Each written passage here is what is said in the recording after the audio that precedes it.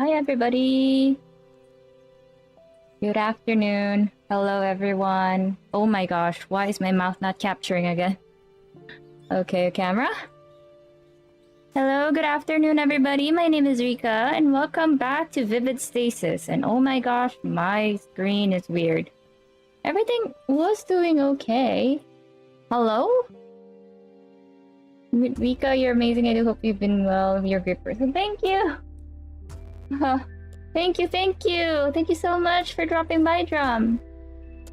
Gosh, I don't know why. I just fixed the camera a while ago. Now it's like back to...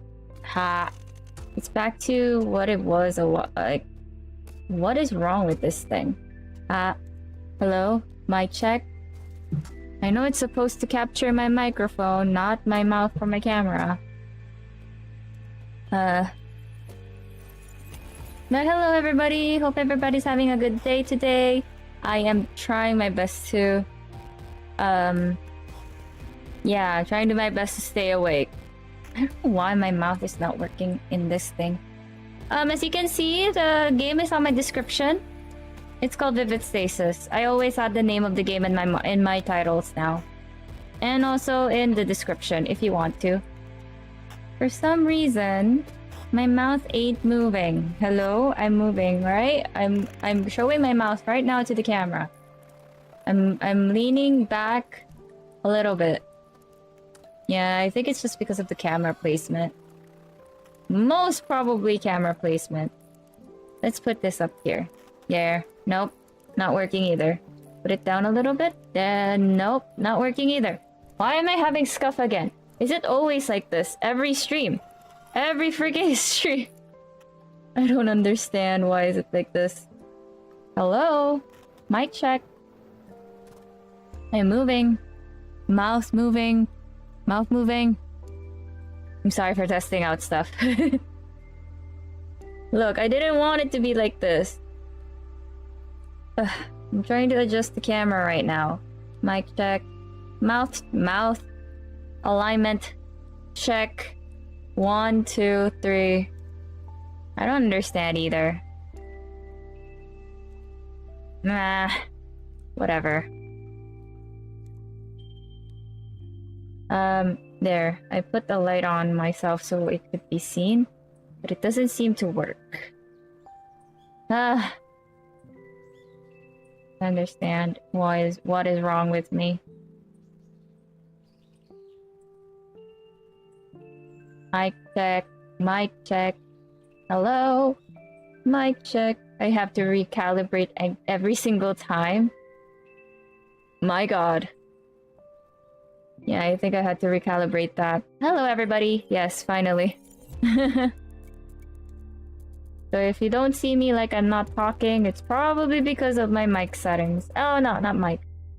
My camera settings. Just letting people know that I'm live right now. I'm already very late. I'm really sorry about that. I had some errands to run and also like I had to eat. I had to eat. Yeah, I had to eat. Hold up. Also, thank you for the follow, Fable, Lore VT, and also Jelly. Thank you so much for the follow. I saw you just followed. We were in the VC a while ago. Okay, let me just adjust. What? Let me just adjust things here. I don't know why it's like... Yeah, there we go. Wondering why it's like that.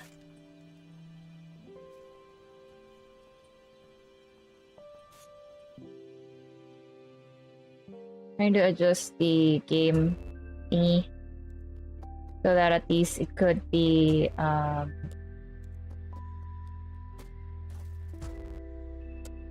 it could be could look normal at least. Yep. That sounds about right. Oh, yeah. Mic check. There we go. Okay. Now, where we left off, we just finished chapter 2. And now we're gonna go on chapter 3. And I've seen the updates, it only has 5 chapters. Man, I wish I could do the same with until then, but there's so many bugs that's going on with that game. I don't want to finish it without it getting fixed. Hello Rex, welcome to the stream. Yeah, hello. Yeah, hello. I hope you're doing okay. Hope you're having a great day. Yeah, let's start the game. Vivid Stasis. So this is a game where it's a rhythm game where you play this is a rhythm game, yes. And while playing the rhythm game, you also have to solve puzzles. And it's also sort of a visual novel. And you have to unlock things by getting points via rhythm game. Yes. I think I've explained that well. I'm not very good at explaining things, unfortunately. Yeah, and also having scuff with my webcam. Not capturing my mouth tracker in terms of like talking. I mean, I use my microphone, which is weird.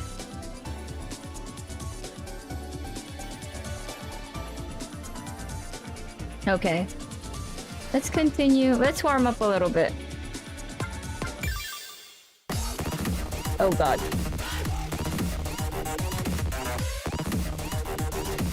Billy chapter 2.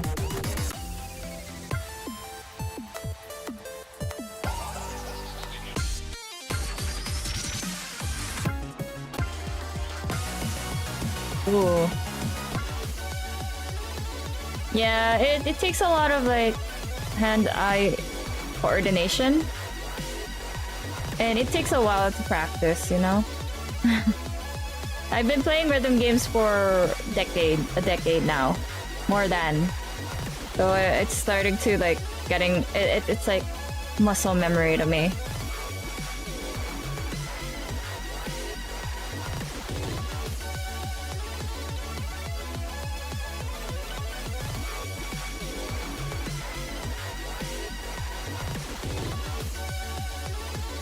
Wait, hold on. Trying to check if... I'm trying to check my OBS. I'm getting a lot of scuff lately. I'm having a headache. Oh, hold up. I need to...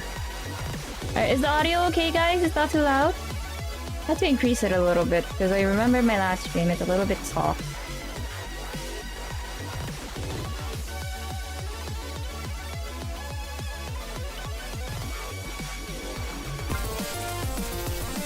Man, I wonder how is this game? Heard rhythm got me engaged already. Yeah. It's something. It's a game that I didn't think I'd actually... I never really thought that I'd be intrigued because not a lot of rhythm games are visual novels and like mixed in with visual novel. Hold on.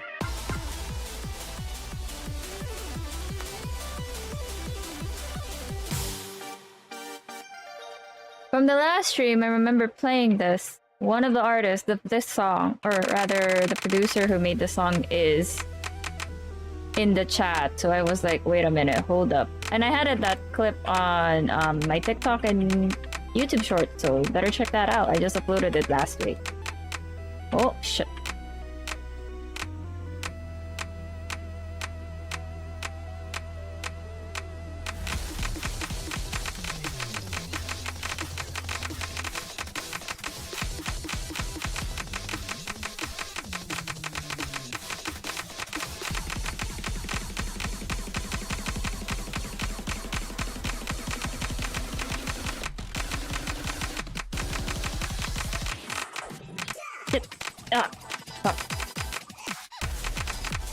Oh, oops. Too fast. I added the beat too fast. I added the speed too fast for the drop of the keys.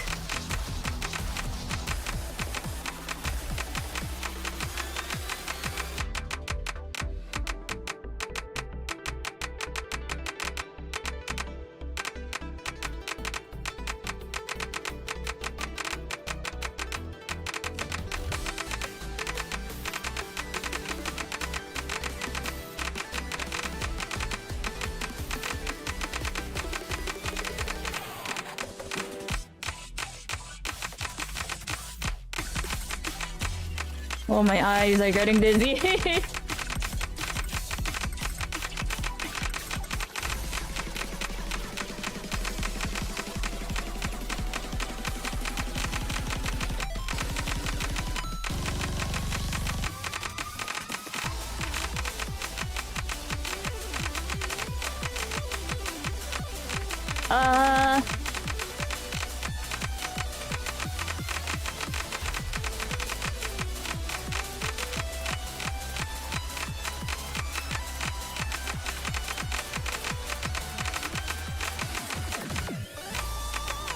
I'm clenching my hands by accident because I'm trying so hard to spread them.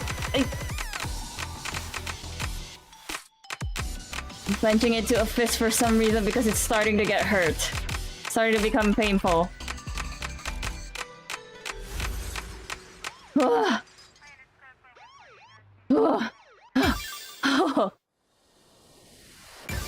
Okay, stillness. Whew. If anything, which one of those was made? Oh man, I'm liking already how it looks. It's free, by the way. This is Vivid Stasis. The game is free on Steam. Yes, I'm promoting it right now. I just recommend you giving it a lot of support. Oh my gosh. Hold on. Okay.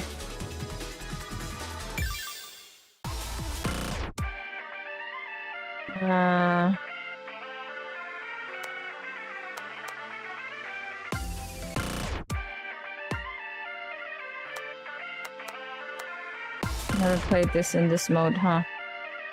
Let me lower down the scroll speed. It's making my head spin if I have the scroll speed too fast.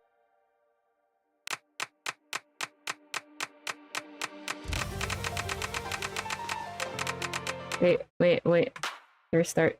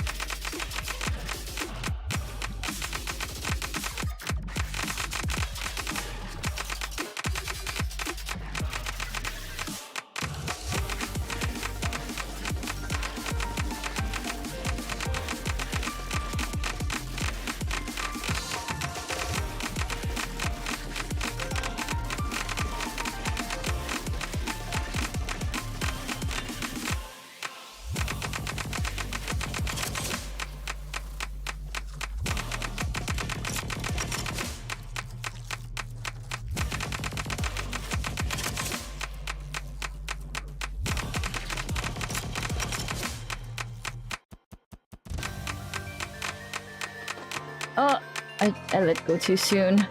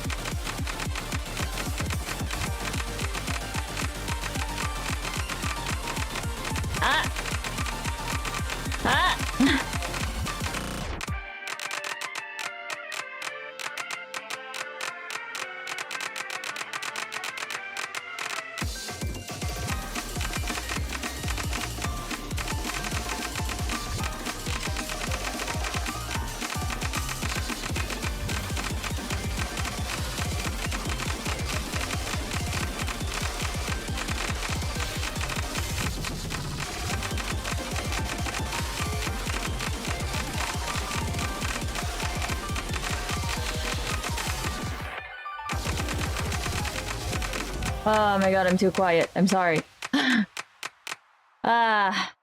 Oh, hi, Mystery! Bogus Binted? Oh my god, hello, Seb. Thank you for the bogus Binted. Oh my god, my eyes.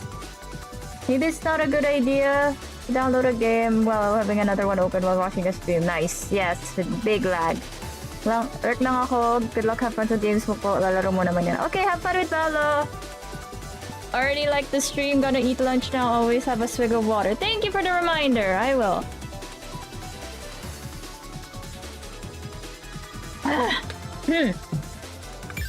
That actually gave me a little bit of a headache.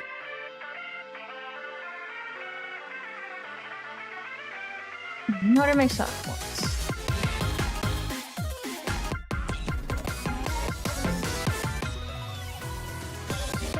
That bot stuff.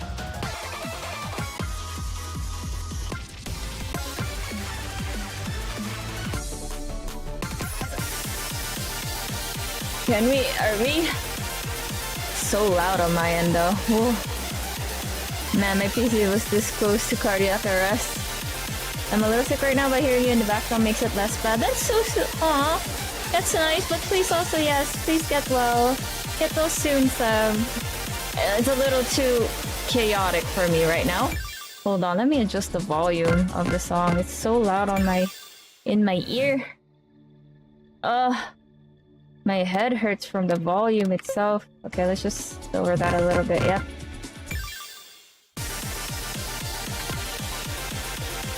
There we go. Do it. I'm screaming, Mom. Yeah, what? Sorry?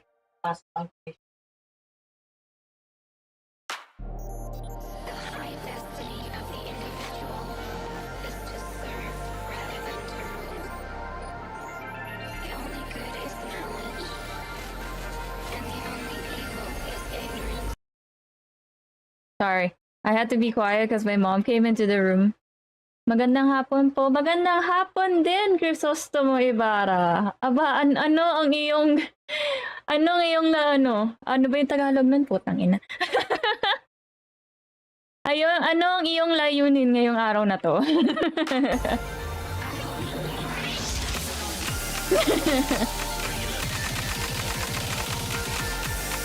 I'm surprised that there's someone named Crisostomo Ibarra on my stream. Hello, Em.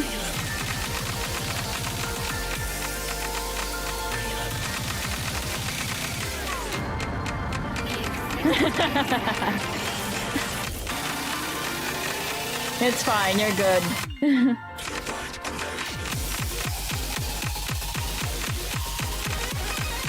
Up, frick. Oops. 1, 2, 3, 4, 1, 2, 3, 4, 1.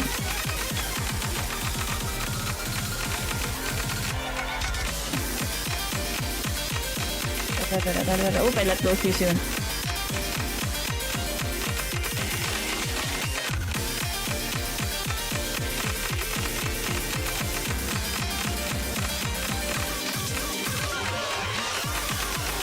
Also, if I missed your chat, I'm so sorry because, as you can see, I'm a little preoccupied right now.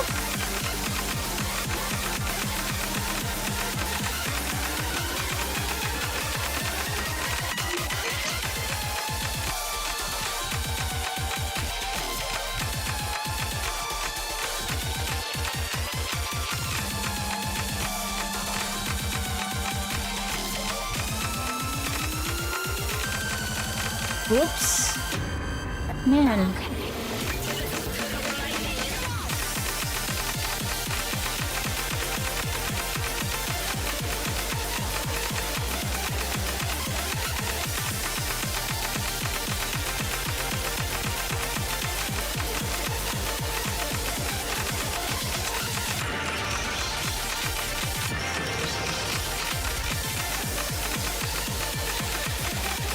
Ah, frick.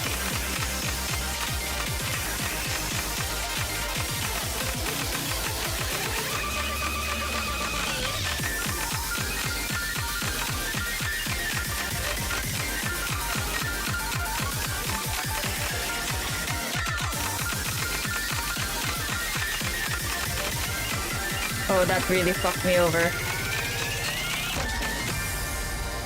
Oh, Oh, my eyes. Woo! Wait, there's a catch, is it? There's a catch for this. There's definitely a catch for this. It's still not stopping.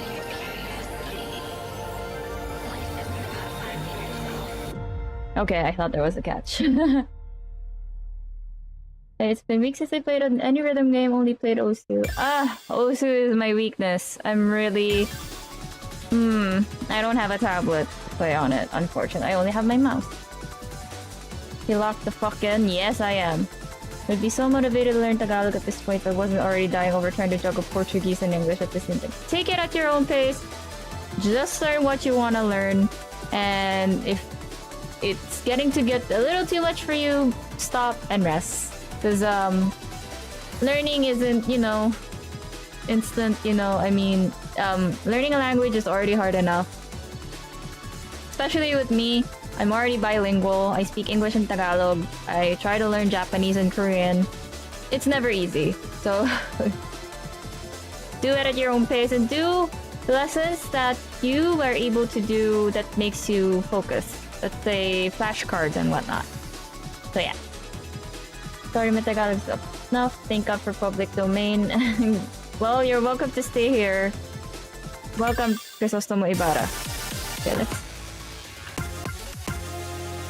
let's go back to the chapter songs. Wait, one more song and then we'll continue with the story. What are the collaboration ones? Oh. Oh, frick. Whoops. Never do Duolingo primary source of learning. I have heard, yes. I have heard of things about Duolingo, yes.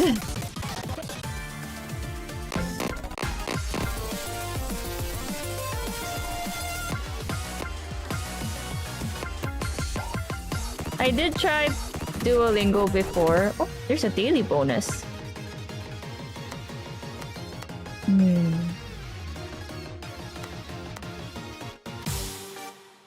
Yeah, just in case, if it works for you, it works for you. If not, then it's not. Ooh, I missed almost.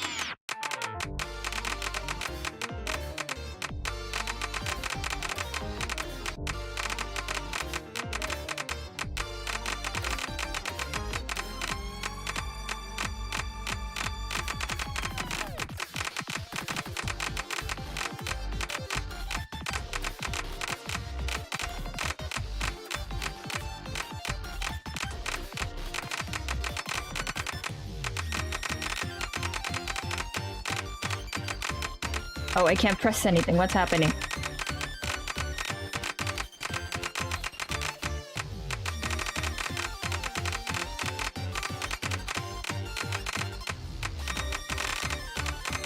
When the hell? You know, I know that my wrist has been fucked up because it's starting to cramp every time there's like continuous keys. So, I'm not what I used to be. Dang it.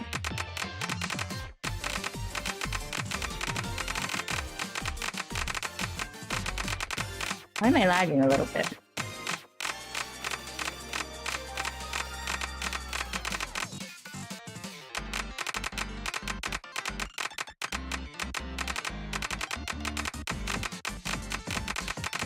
I should give like a sign if I'm too locked in. I have to remind people that I can't see chat at the moment.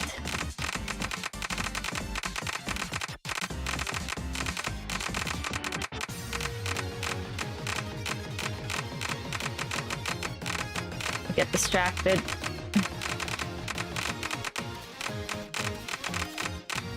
I'm gonna lose this, am I?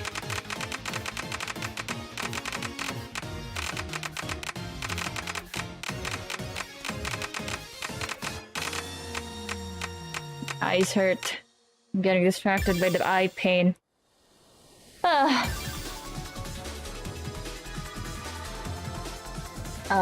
Okay, let me go back. Hey! Okay.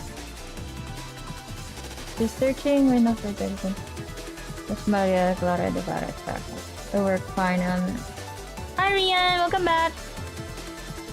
Learning immersion is pretty good. Don't worry about us. Yeah, I'm not. I wasn't looking in chat. I was just distracted because my head and my eyes are starting to be woozy. Go go girl, you're on this one. Thank you. I mean, I could have done better, but I'm just, you know, debuffed already by my wrist. I've been playing rhythm games for years, and I think I fucked it up. I guess years ago. Now I can't keep up with a long.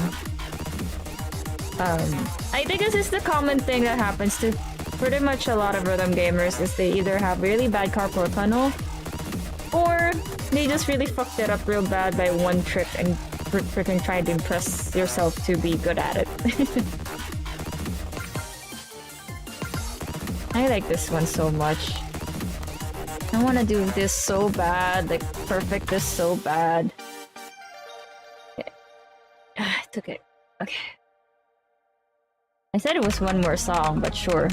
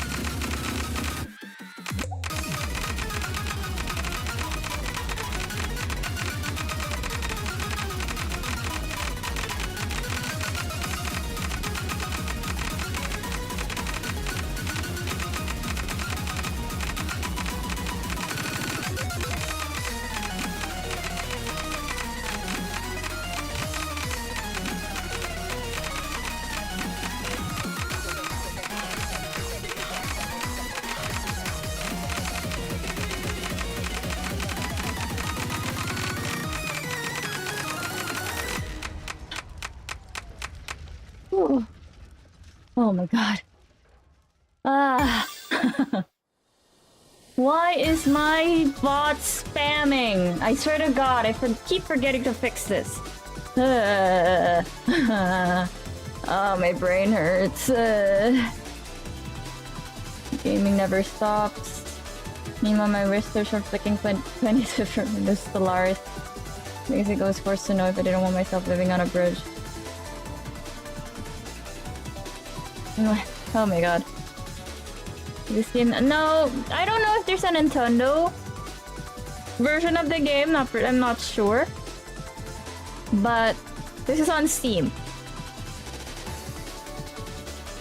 So I'm not sure if it's also available, but I can try and check later. I do have a Switch too. I mean, I have a Switch, but not Switch 2, unfortunately. I do have that like as a least priority in my throne wish list, which I don't know if I'll be able to get. My priority is to upgrade my PC and finish my stuff. Yes.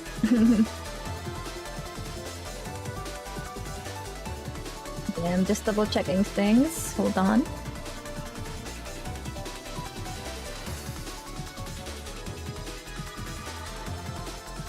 Ow.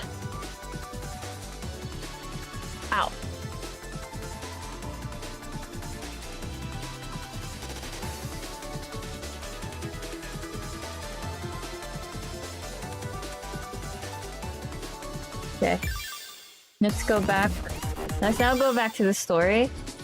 Yeah, there's a main story to this. Let's continue chapter 3. For a while now, I've been having this dream. In this dream, I'm not whole. I've been torn apart by something I can't quite comprehend. Split apart, non-organically. Hold on, wait. Where am I? Not organically, not non-organically. Oops. But with brute force.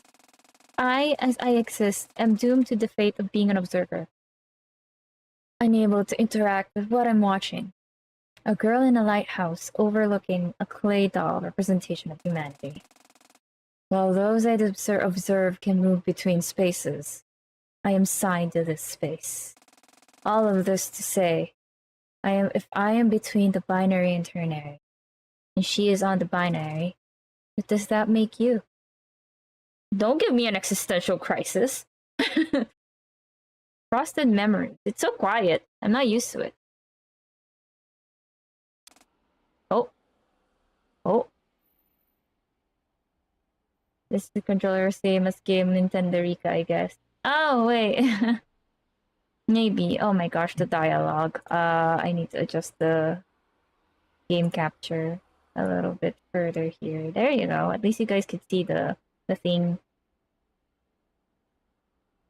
Okay, there you go.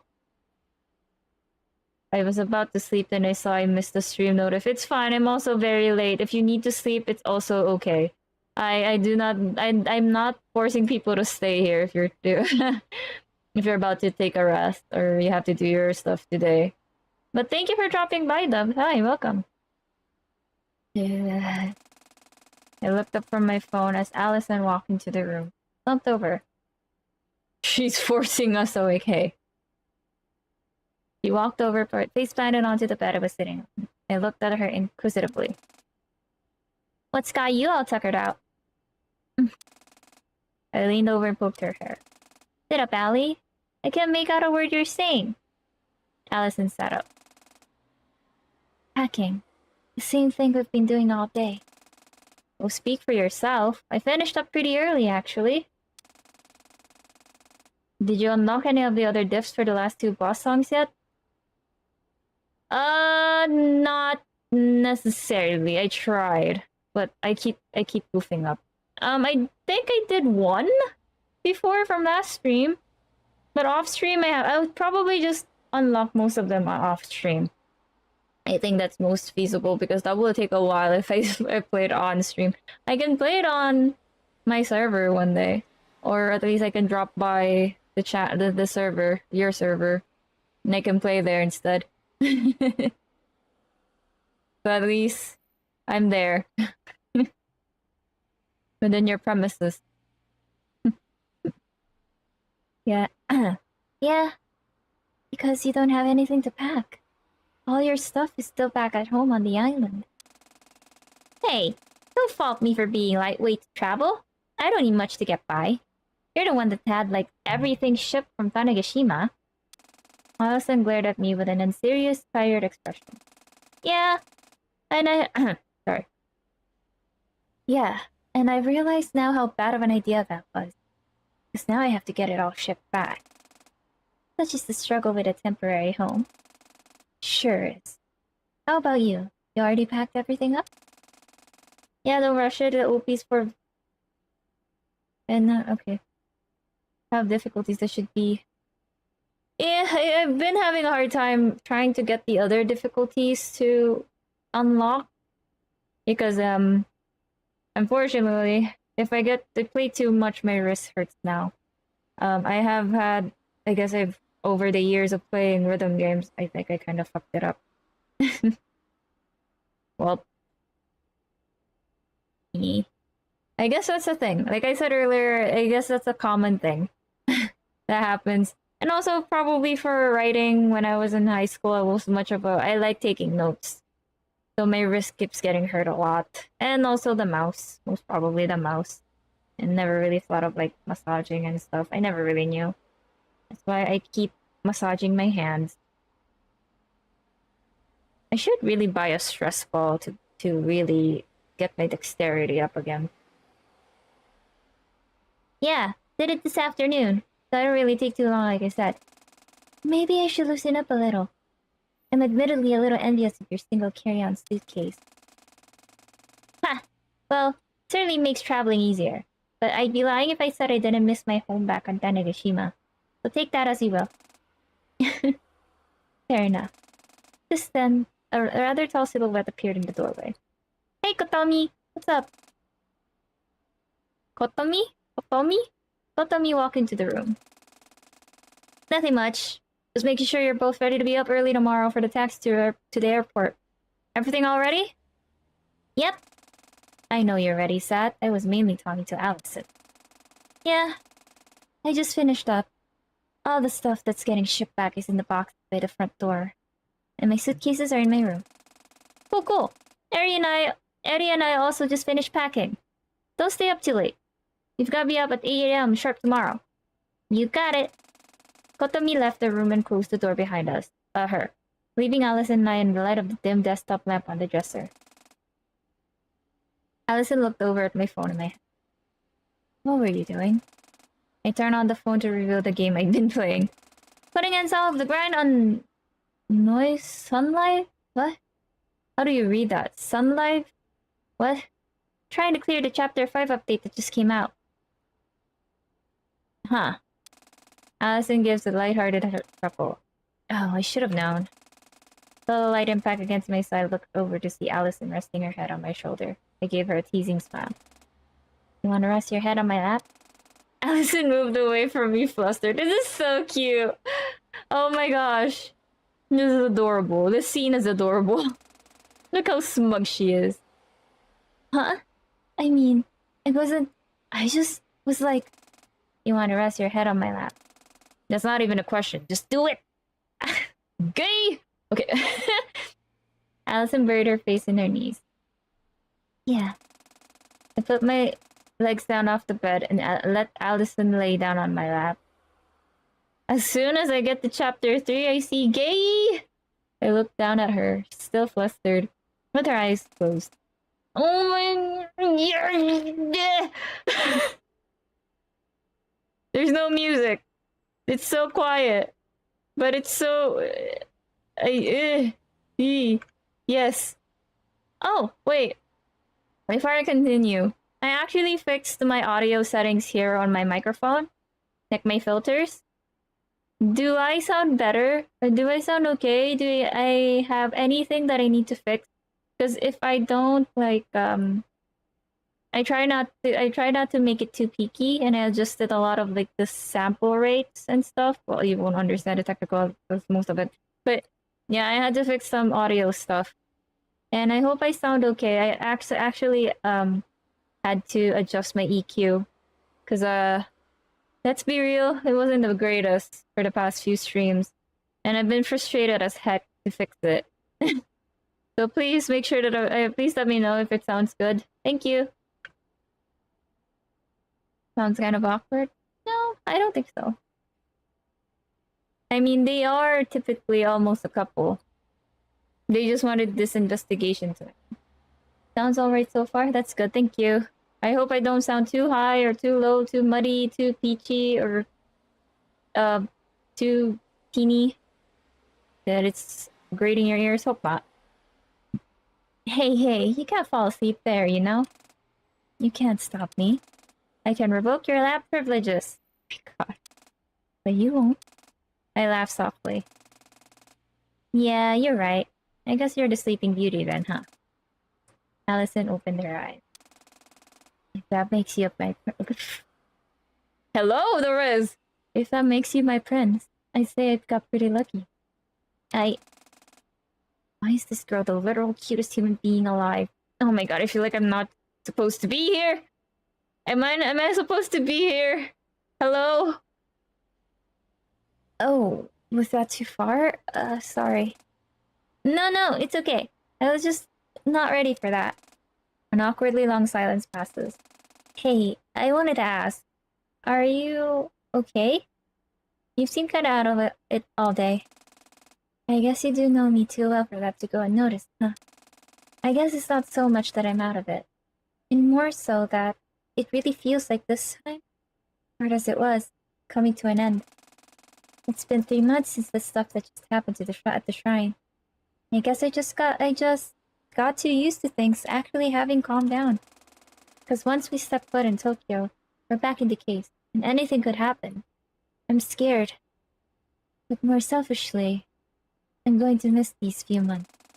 Even if they weren't easy, it really felt like this was a major change in my life for the better. You know?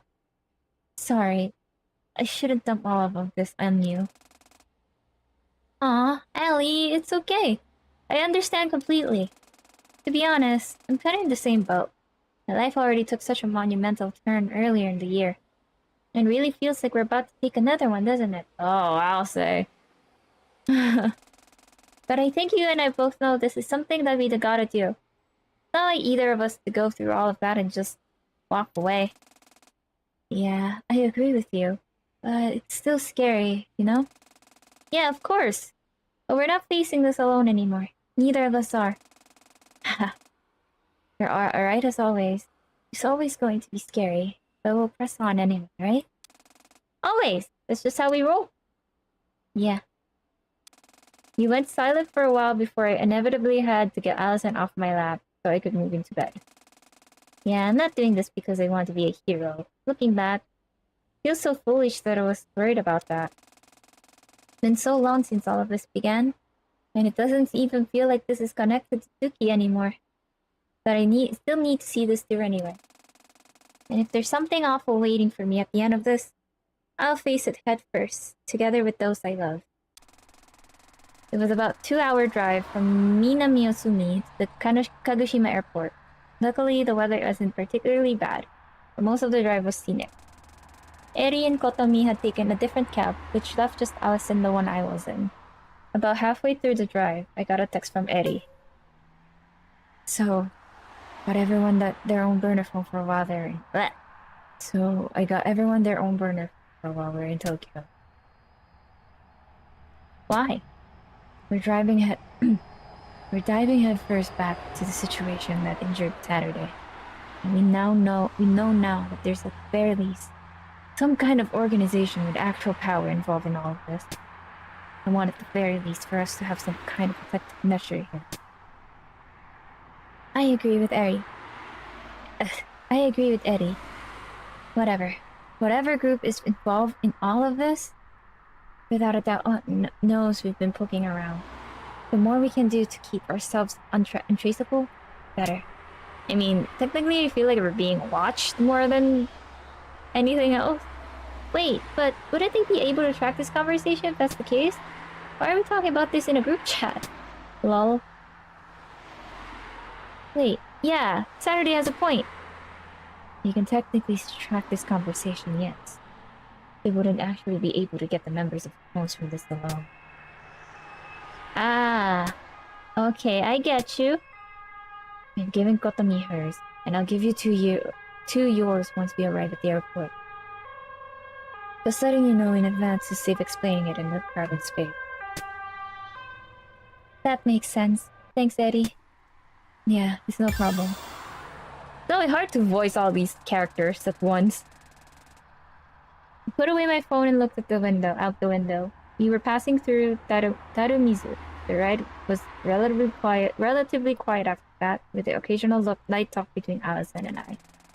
Eventually, the two taxi cabs met up at the Kagoshima airport. Oh, hello, girls. Airport, sweet airport. Here we are. No, I'm not letting you do that again. Party pooper. Still not used to you two actually getting along, you know? Eddie, you hated Saturday's guts just a few months ago. Hey, I never hated her. I just had a strong idea of what she was like in my mind. You know they say not to judge a book by its cover, right? Being fair, the only part of the book I had was the cover. Okay, that makes sense. That makes good sense. And when the cover involves that much ranch, it's easy to assume what the book is about. I'm not following along with this metaphor, sorry. Of course you are. Allison and Kotomi chuckled, and we moved off of the taxi air drop-off area to the actual airport building. By the time we got through security, it was afternoon. What gate are we again? Where are we again? Allison reached into a pocket to check her boarding pass. Gate 37. Looks like so that's down that way. Oh wait, hold on. I want to ride a I want to ride the movator? Movator? The what? The the what? The movator. Right there. I pointed at it's the where you walk, but it's like a treadmill where you walk in the airport so you can go faster with your luggage. You call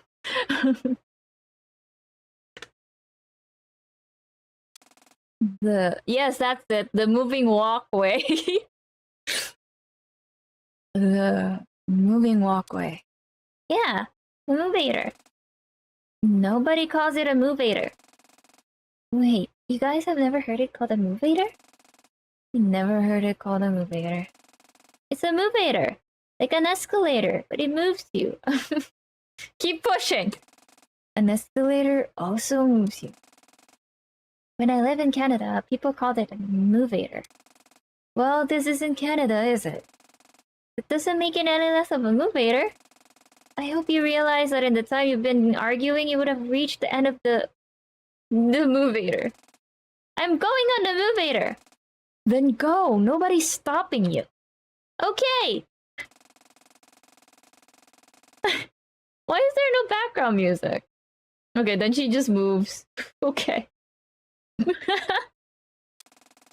I didn't read that part. Whoops. After we reached the gate, Eddie handed us each our burner phones.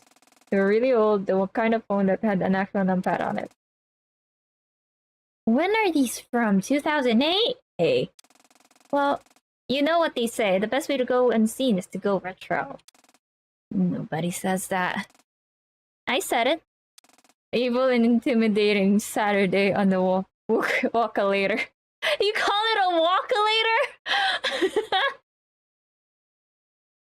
Oh my gosh. I never heard of it called a walk-a-later, I swear. Never heard of it either. I'm just baffled right now. I just call it the moving walkway. Same thing. Hey, that's my bit. Anyway, each one has the numbers of the other three in the contacts already. I've used our initials as well, just for an extra measure. Isn't this going a bit overboard? Like, yeah, it's good to be cautious. This feels like bordering on paranoia. I don't mean to be blunt, Saturday, but do you want to injure yourself or your other leg? You know by now the danger of what we're dealing with. Yeah, but... No, yeah, you're right. Sorry. Walk-a-later is so much more fun to say. I need more joy and whimsy in our vocabulary. You know what? Okay, fair. Valid. You do you, dubstep. Excuse me. Hold on. Okay. Eddie seemed a little taken aback, as if she wasn't expecting me to actually change my position. Yeah. Anyway, I'm going to go grab some snacks for the flight. Kotomi, come with me. What? Do I have to? Yes, Allison. Yes, Allison, Saturday. Do you two want anything? Any bag of chips should be fine. What about you, Sat? If you can find one, a flaming hot Mountain View. I've kind of become hooked on those. I'm sorry. I just laugh at the Mountain View. The naming is naming. I swear, the naming is naming. Hold on. Okay. That shit's bad for you. But what isn't in this economy? What isn't in this economy? I look away. We'll be back shortly. I look anyway. We'll be back shortly. Eddie walked off with Kotomi slouching behind, clearly not amused. I guess we should take a seat. Didn't look like it was going to be a very packed flight, so there were plenty of open seats for us to sit in while we waited aboard. We took a seat, waited for Eddie and Kotomi to come back. Oh. Interlayer hideout. Who this? I got so distracted by what was happening inside the bounds that I dropped my combo. Hi, Don. Oh man, not even an S? That's going to bump my rating down quite a bit. Damn it. Oh my god. This is a mood. This is me. This is me in the game. Didn't really complain though. I put away my tablet and rewinded the feed that was displayed on my monitor. Burner phones, huh? Could probably make that work. Girls playing a rhythm game inside the rhythm game. Yeah, I know the meta of rhythm games here right now, huh? I spun my chair a bit to the left to focus on one of the other monitors. As much as I hated to admit it, I was actually starting to get used to this little space I set up. It's a little ironic when you think about it. I'm the one pushing Saturday towards the truth. But I found peace in this little hideout that exists outside of the narrative. Aha! Got the number of Saturday's phone. Now that I had this, I had to figure out a way to actually put it into use without triggering error detection. And ideally without the World Keeper catching on. I didn't know where she was or what she was doing at the moment, but as long as she wasn't there, I should be good. You'll be fine. We were on equal playing ground. She can't spy on me, I can't spy on her.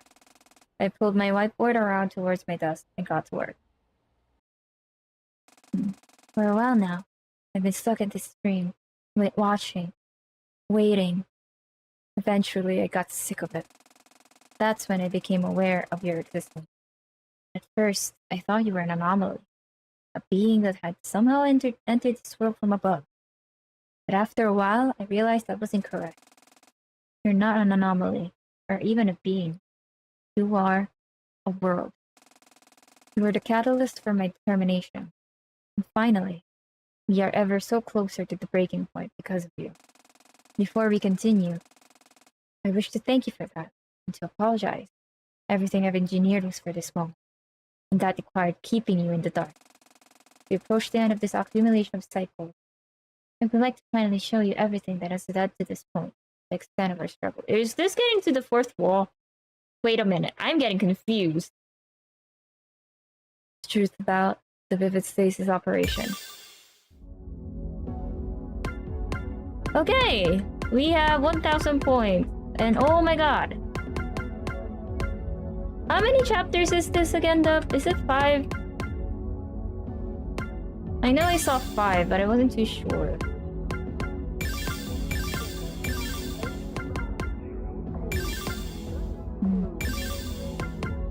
Let's see here. Maybe I want to try this one. Ooh. Okay. Yeah, I can go with middle. Ah! That's technically what it says. Ah or O. I can't read.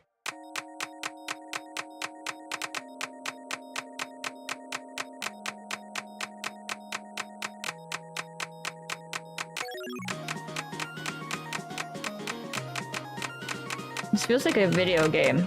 I mean, in itself it is, but it's the song that I meant.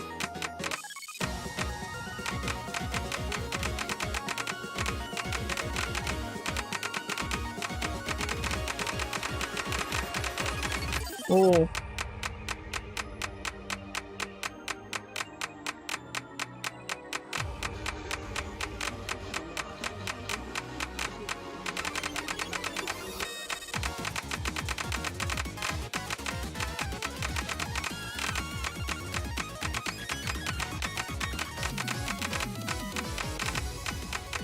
Dang, I missed that part.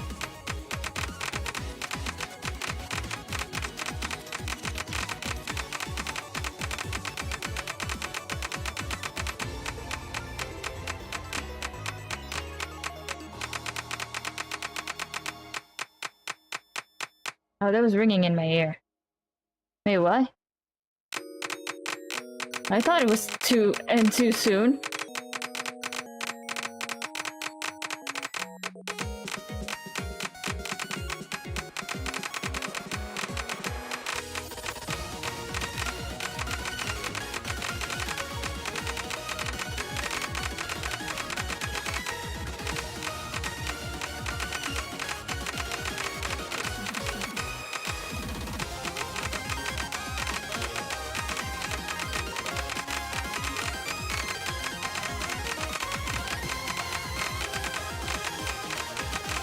Got distracted again.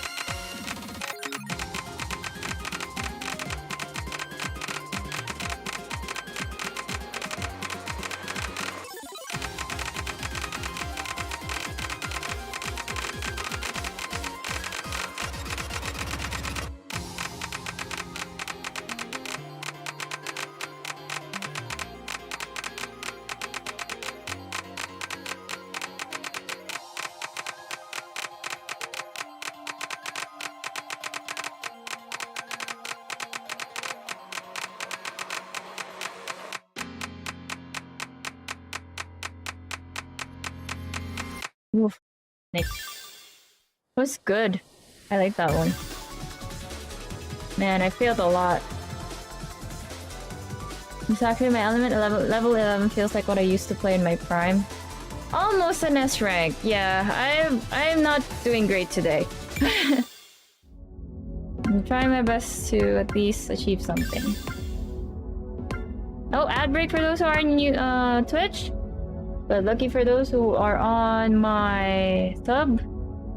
Congratulations, you have no ads. I'm just waiting for people to... I'll take a little bit of a water break. And I think I need to wear my glasses. I'm starting to see too. Okay. Okay, let me see here. Before we proceed, I want to play the other one while we wait for the ad. And then we'll go with the next story.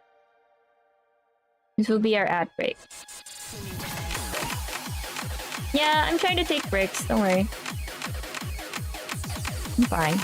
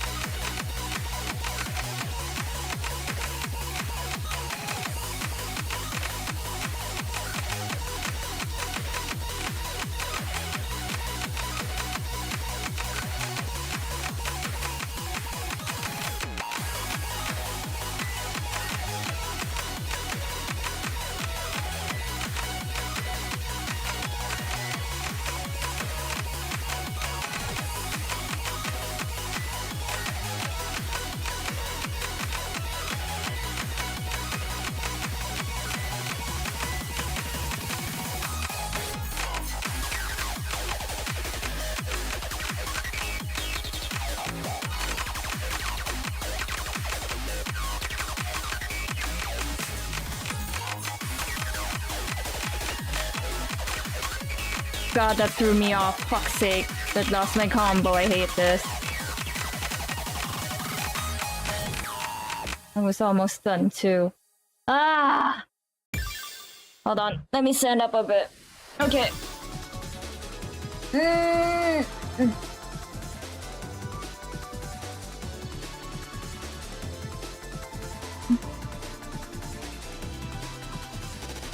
Ay.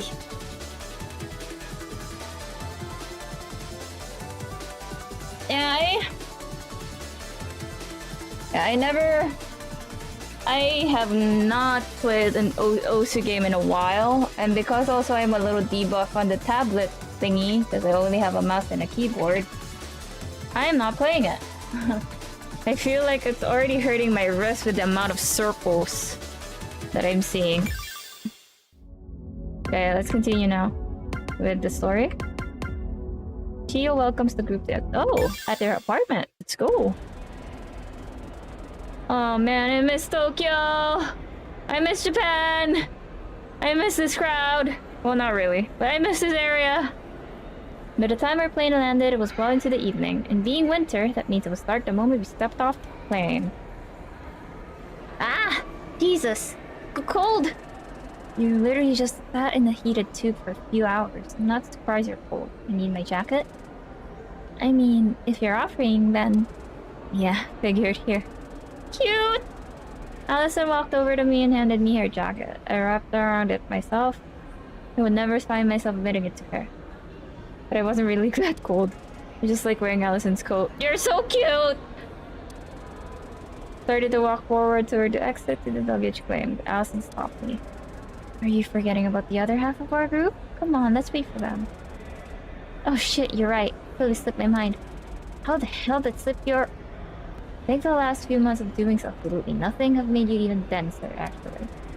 I laughed, and we leaned against the glass with our carry-on bag.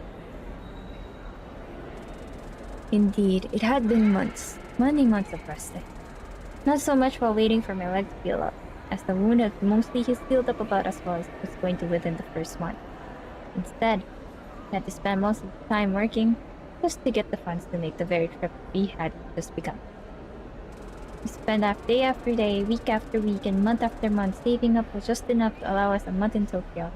All of us figured what that would be enough time to accomplish, whatever it was we were going to accomplish here. Found myself wondering what the next month would have in store for us. After the commotion that was first few days in Minamiyasumi, the topic of what had happened was tread around very carefully. Nobody knew what to say for a while. Eventually, though, we all agreed that spending some time in Tokyo would be beneficial to all of us, both for the reason of giving us something to take our minds off of everything that had happened, and also to do some further investigation into that very same everything. Sunrise Foundation was a name that came up a lot back in those awful days in August. Oh, August! And the fact that nobody could quite remember or explain what it was, but knew that it was related to whatever was going on was enough to warrant our curiosity to get the better of us. And since their website said they seemed to be based in Tokyo, it only made sense for us to spend some time out east. After a while, the shock of missing Tuki vanished, in a way that didn't entirely feel great. Almost like I was more used to not having her around than I was used to her being a part of my life. And then, that in itself became a source of anxiety for a while. Luckily, Allison helped me through many panic attacks. They calmed down with me. Allison, I generally don't think I could ask for a better person in my life. Even when I'm thinking of this to myself, it sounds cheesy as all hell. But it's how I truly feel. Even though we said we wouldn't date until after everything had calmed down, my overwhelming feelings of love for her never got any weaker. That's so sweet. It's not to say that Allison and I didn't have any romantic interactions at all these past few months. It's more like we're waiting to make it official. Of course, everyone else had already realized long before we told them. Eddie even said she didn't know we were in a couple until after the Geology Museum incident back in July. Oh my god, wait, hold on, let me... The knock boss sounds necessary have to tell puzzles too. I almost forgot the Graham House now in front of Rika reading the visual novel right in front of your very ears. Also, Stat is so dorky. He is dorky. He is.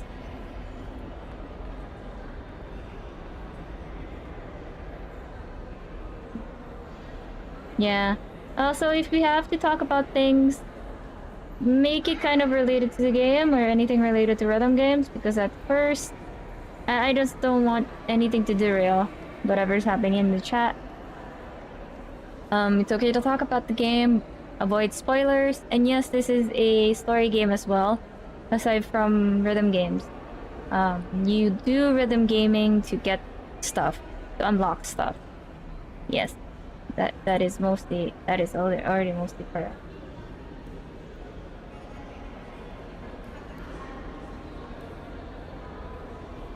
Where am I? Oh, there we go. Wakey wakey, eggs and bakey Saturday. Yeah! Bleh. Huh? Felt like getting to you, bestie? It wasn't even that long of a flight. I look up to see the ever opposite sister. I guess they had caught up to us while I was deep in thought. Hey, shut up! I had an energy drink at the start of the flight. Aren't that supposed to keep you awake? Well, yeah, but I have a weird brain. Caffeine is just a knockout drug for me.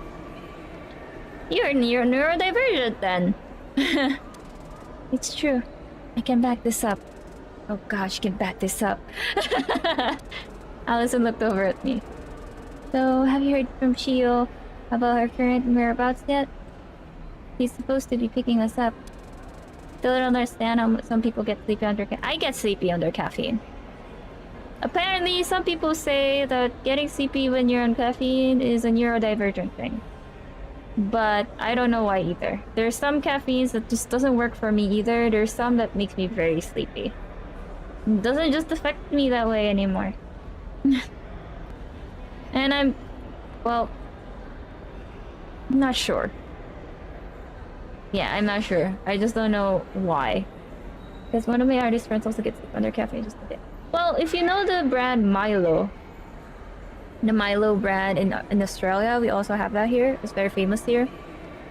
Milo hot chocolate makes me sleepy, and it's supposedly an energy drink, a hot chocolate energy drink in the mornings. I drink it in the evening. So, little fun fact about me. When I was young, I used to have that as a nightcap for me. I wouldn't be able to sleep if I don't drink my Milo. So it has a different effect on me.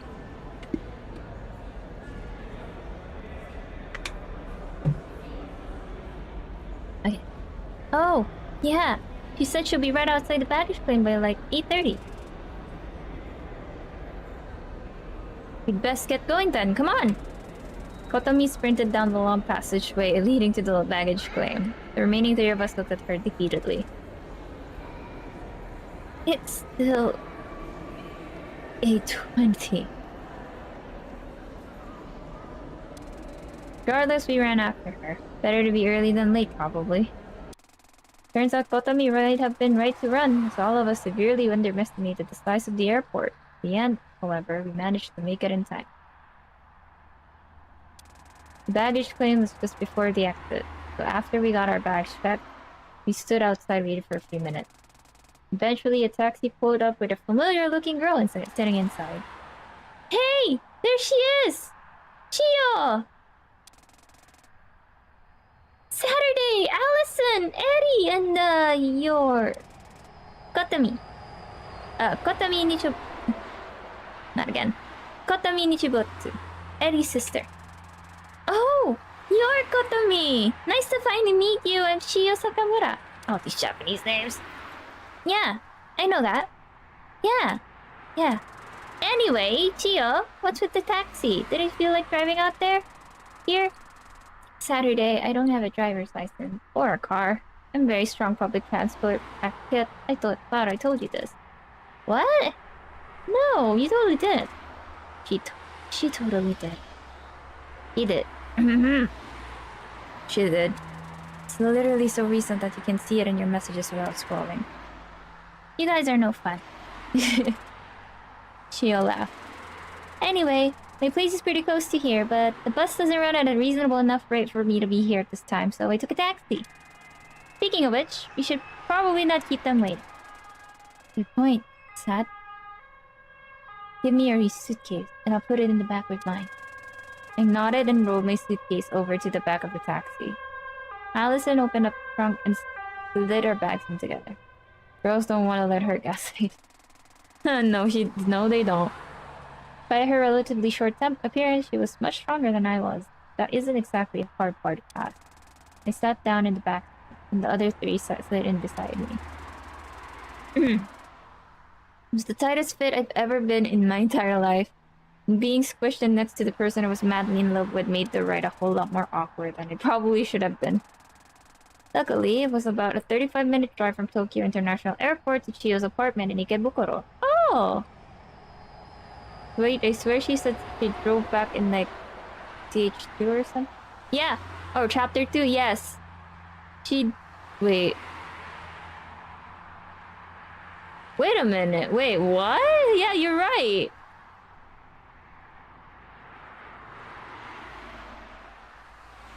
She had a car! During the stay back in chapter 2. I'm confused. Okay, I'm lost, but sure. Which, to be honest, the logic is logicking? I don't know. Which, to be honest, 35 minutes longer than I would have liked it to be. But it could have been a whole lot worse. Chiyo's apartment was part of a small 3-story condo. Luckily, there were a few extra rooms that Chiyo usually used as office space that she prepared mattresses in. Eddie and Kotami got one room, and Alice and I got the other, which was fine by both of us. Oh, did you finish setting up all your stuff? Yeah, not like there was much to set up. All we had was the stuff in our carry-on bags. That's fair. We're Allison and Eddie. I think both of them are in their rooms. We had to get up early to pack up for our flight. It makes sense that at least some of us would be exhausted. You guys aren't, though. I'm nocturnal. There are times where this is about the time of day I wake up. Oh, I see. That doesn't sound healthy. But I'm not your caretaker, so I won't pry. Appreciate it. My sleep schedule's already enough for a hassle. Oh, mood. You guys want to sit down in the living room and chat for a bit? I haven't had the chance to meet you yet, Kotami. Sure. I'm assuming you'll still be up for a bit too, right, Saturday? Yeah, of course. I'll join you guys in a minute. Let me just go check on Allison first. The anger veins on yeah, the anger veins I saw. Sure thing. Chiyo Kotami walked down the short hallway to the living room. I started walking up the stairs to the bedrooms that she was setting us in. Slowly opened the door to the room. That's a nice heck of a room. I slowly opened the door to the room Allison and I were staying in. Sure enough, Allison lay inside, passed out cold. Backed out of the room slowly, but then I heard a soft voice from below. Good day. I looked back, and Allison had one of her eyes open looking at me. Hmm? What's up, Allie? Can you give me a solid? Fill up a glass with water. I don't have the energy to get up to it myself right now. Pointed at an empty glass on the nightstand beside her bed. I laughed. Of course I can. Hold tight. Grabbed the glass, walked over to the adjacent bathroom, and filled it up. Whoa, is that clean enough? Are you sure? No. And I brought it back to the bedside and leaned down to place it on the nightstand. Thanks, Saturn. Saturn? Thanks, Saturn. Love you. What? I was so caught off guard by Ali's sleep talking. I don't even think she realized what she was saying. I would probably forget by the morning. I regained my composure and smiled, and then hesitated for a second before I left the room. I mean, I get tap water in Japan is drinkable. I'm not just used to it. Because here, we do not do it. Love you too, Ali. Get some rest, okay? Closing the door, I stood in the hallway for a solid few minutes to wait for myself to stop blushing before I went back downstairs. Cute. Chiyo, Kotami, and I sat in the living room for the next half hour, talking about how life had been the past few months. I felt this sense of almost familiarity. Oh, someone needs to... Familiarity? I think, is that the right word or familiarity? I don't know. Growing up, I had always been the loner aside from the few friends I've had. And even then, aside from Allison, none of my friends felt super close to me in a sense. Why are you such a mood, Saturday? To be honest, fair. I live in a place with drinkable tap water, and even I don't do it regularly. I've been to Korea. I've been to Japan. Both places I know have drinkable tap water for most. I can't say about Korea, but I know Japan does. But now I feel like I really found the people I love, and that I would do anything to protect. Soon enough, Kotomi went to bed, and Chio followed. I sat at the living room alone for a few minutes before retiring for the night myself. We had agreed to spend a few days out enjoying the city before doing any kind of thinking about the Sunrise Foundation, and I didn't want to be even remotely tired for that. I wanted to go to Tokyo for a long time, and I wasn't about to pass up the chance I'd been given. To be honest, I drink tap water too, but I'm at least 60% sure it's not entirely safe. It's probably just a culture.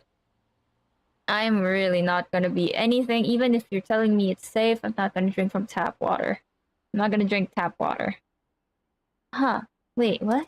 Didn't I live in Tokyo at one point? Oh. Well. Hello?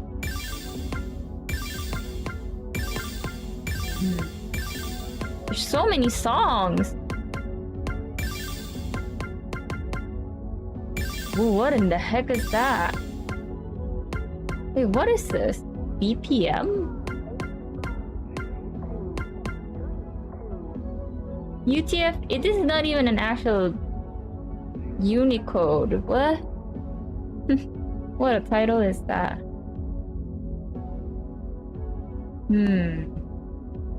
Okay then. Let's try playing this. Hold up. Okay. Yes, my favorite text code format. Whoa, wait, whoa.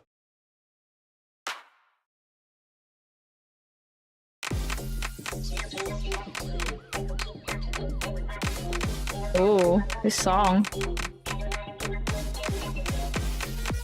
Very catchy.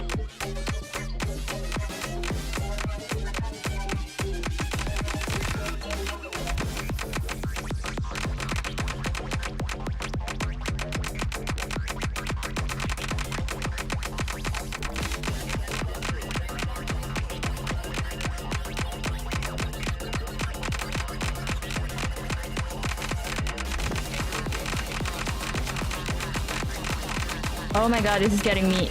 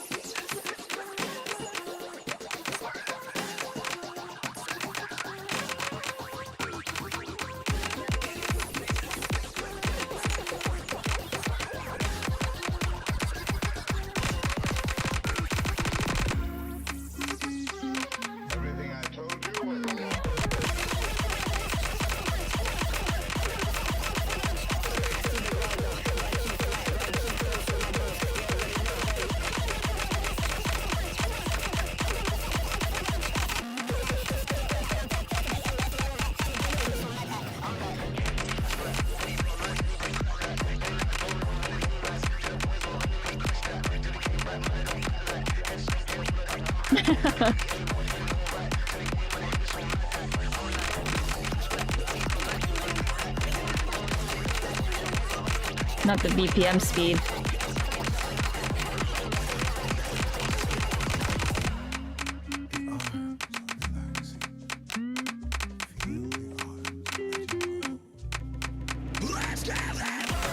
I did not expect the screamo!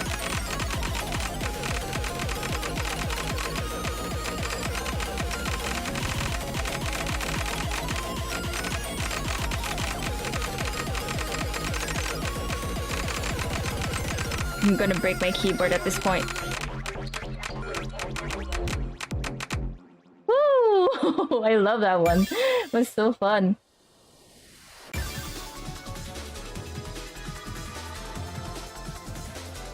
For 11, this is really bursty. I know. It is. It was very...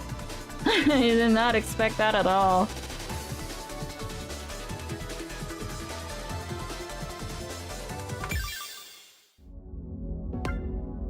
What is this? Singularity. Yeah, try to check. I want to play more songs. Hold on. Okay. It was, because especially there's a BPM change. There's like a sudden change in speed. That's actually the kind of songs that I kind of, I keep saying kind of. Oh my god, excuse me. Why is my mouth not moving at all? I'm weirded out by my tracking at this point. Hold on. My check?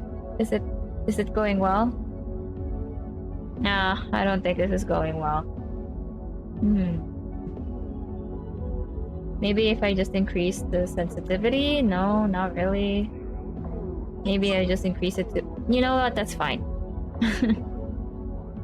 I think this is fine. The George song? The George song? Man, I can't see Jorts without imagining G-Shoot. You know, that's what I thought. Why Jorts, of all words? Wait, what do you mean? What are you talking about? I mean, I'm just like... Banger artist? Wait a minute, I'm so confused now. You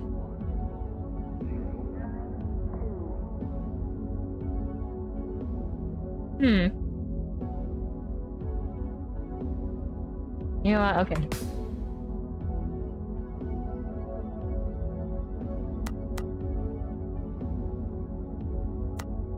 Wait. Oh, they make singularity. Oh, okay.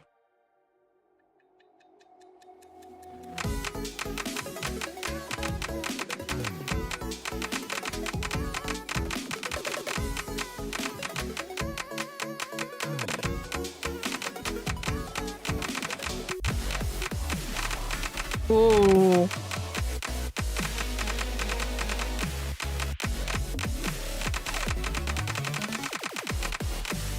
Oh, I missed. Whoops. Oh, the artist is named Jorts? Okay. Nice song though. It's really catchy.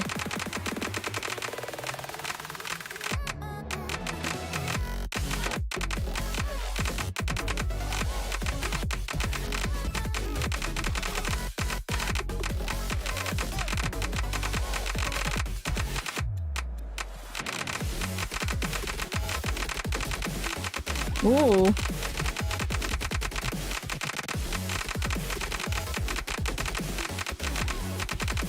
Keep looking at my score and keep getting distracted.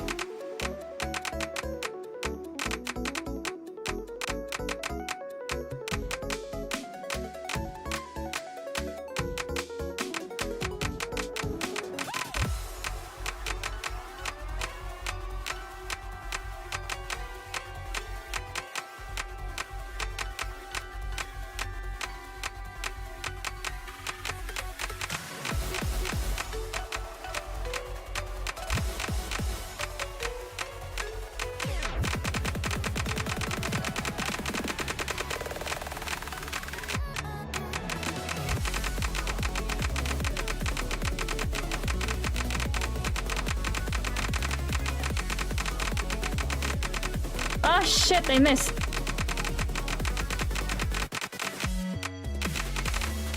Oh.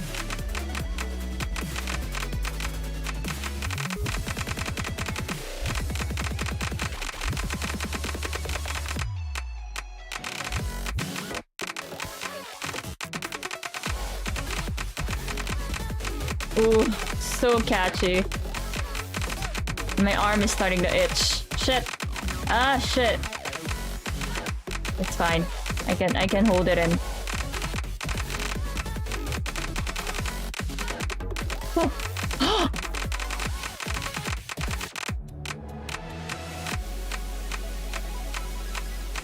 Ah. Wow. This guy just can turn a lead set into something to permanently grab. It does, actually. It's really, really good. It's really, really, really good. Sorry to get annoyed with my camera here. I want to know why is my mouse not working? Oh, that sounds wrong. I mean, my model is not tracking properly. My eyes are getting tracked, but my mouth isn't. Sometimes it doesn't, sometimes it do. Oh well.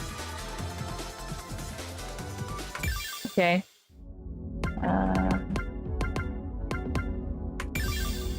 Freedom of the soul. Okay. Content warnings. This episode contains topics of getting older, adulthood, ruminations, and... Okay, for those who doesn't want this topics, content warning, this contains whatever this says here. Yes. I'm giving you a few seconds. Alright. Are we good? We good? Okay. Continue. Though it was already our second day in Tokyo, it was our first chance to actually go out and explore a bit. We'd spent the entirety of the 17th recovering from jet lag and general exhaustion from packing everything up and moving it out of our temporary home in Kagoshima. It wasn't until today we actually had the chance to get out of Ikebukuro. Ikebukuro Station! Wow! So this is what a subway station in the big city looks like. It's not that different from the ones down south. Just never ride the metro line. Here it is! It's all in the vibes! And as a certified vibes expert, I proclaim that the vibes here are totally different! How are you making that sound with your mouth? After a while, I learned to stop questioning it. Surprised you haven't, Ali. You've known her for way longer than I have. There are some things about the nature of reality I haven't come to terms with yet. Kotomi walked over to one of the automated kiosks and printed 3 tickets, one for each of us. It was just Kotomi, Ali, and I today. Eddie and Chiyo had stayed back at the apartment to go over the facts of the case once more. I would have liked to stay with them, but I can admit that my energy might be a bit of a hindrance for someone trying to think something through intellectually. Oh god, wait, hold on.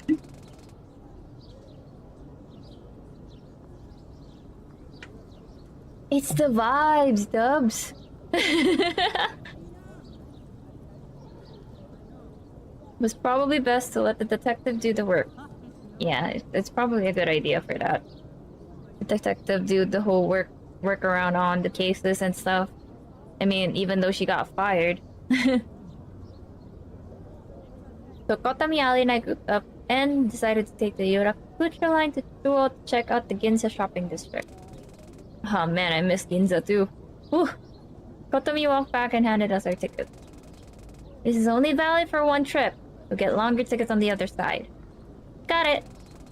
No, cause like if Ali questioned it, then surely it's not pronounced the way you said it. I don't know. I just based it off from the waves. I based it off of the waves of the sentence. Kotomi scanned our tickets for us and we walked through. The ride to Ginza Chomei station was about half an hour. The train we were at was decorated with a lot of cute advertisements and decoration. Wow! This could be the future of public transportation! These are all things we have on the other metro line Saturday. Just always take the bus. I glared at her jokingly. You're ruining my whimsical sense of discovery. That's bad. Bye, Ali. Allison sighed but chuckled. Though the ride was uneventful. Just looking out and seeing the sights of the capital of Japan as we rode through, Bunkyo and Chiyoda made the ride feel like the gift of a lifetime for me. I was never really partial to the nature vibes of Hanadachis, even if I missed it a little having been away for so long. Even despite that, I often found myself forgetting I have lived on Hanadachis in the first place. Probably natural after not living there for a few months. And it felt like a little unnatural, like the fact of living there in the first place wasn't right. Am I being real for a sec? I thought she was speaking Tagalog. I was toasting it a little. I think, yeah, you may be dissociating a little. And I shook the thought from my mind. Ooh, Ginza. Here we are! It's split up from here, but make sure to keep in contact through text. The absolute latest. Let's meet back at the station by 4:30, yeah? Sounds good. Where are you going? I'm going to Ginza 6. I've heard a lot about it for a while. Wanna check it out? How about you? I'll probably just wander around the streets for a bit. Not often you get the chance to just wander around Tokyo. What are you going to do Saturday? I'm going to take a taxi up to Akihabara. More my kind of vibe. pretty far out. Come with you? I mean, if you want to. I know how to use a taxi system. Allison seemed to contemplate for a second, but I thought it would be better to just trust her. I appreciate it. Okay. Just text me something happens, okay? Yep, will do. Hiba! Three of us split up, each exploring the big city in the way that appealed to us most. Despite the rough circumstances that led us here, the chances for a trip to the capital isn't worth anything. Eddie and Chio could discuss them at home, but we were all more than willing to take a much-needed breather. Immediately after stepping off Akihabara Station, I was assaulted with a wave of sound. It made sense after all. Akiba was the biggest electronic district of Tokyo, covered from head to toe, or floor to ceiling, with anime and video game merchandise. Holy shit, this is insane! Of course, my excitement and adoration tripled once I actually reached the main strip of Akihabara. Even though its full glory shone in the night hours when the streets were all illuminated by the neon glow of the buildings from all angles, the sheer size of everything made my jaw drop. Buildings were adorned in signs in all possible positions, and even the characters on the signs seemed to be fighting for space. Just to say everything that the sign wanted to say. Lumi! Hi, Lumi! Welcome to the stream, Lumi! Hello! Oh, it seems like you two know each other. Give me 1 sec to shout you out, girl. There you go. How's it going? How's your day, Lumi?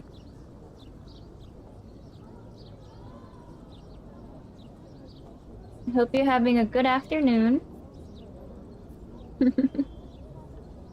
Womanhood beating my ass. Oh, I'm so sorry. I hope you're resting well.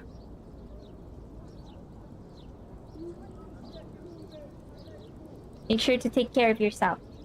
Get something like a small treat for you. You deserve it. It's truly an information. Yeah, so I'm in Akihabara for some reason.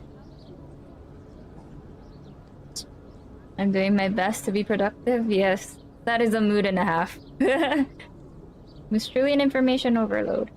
And of course, I felt right at home in the midst of this.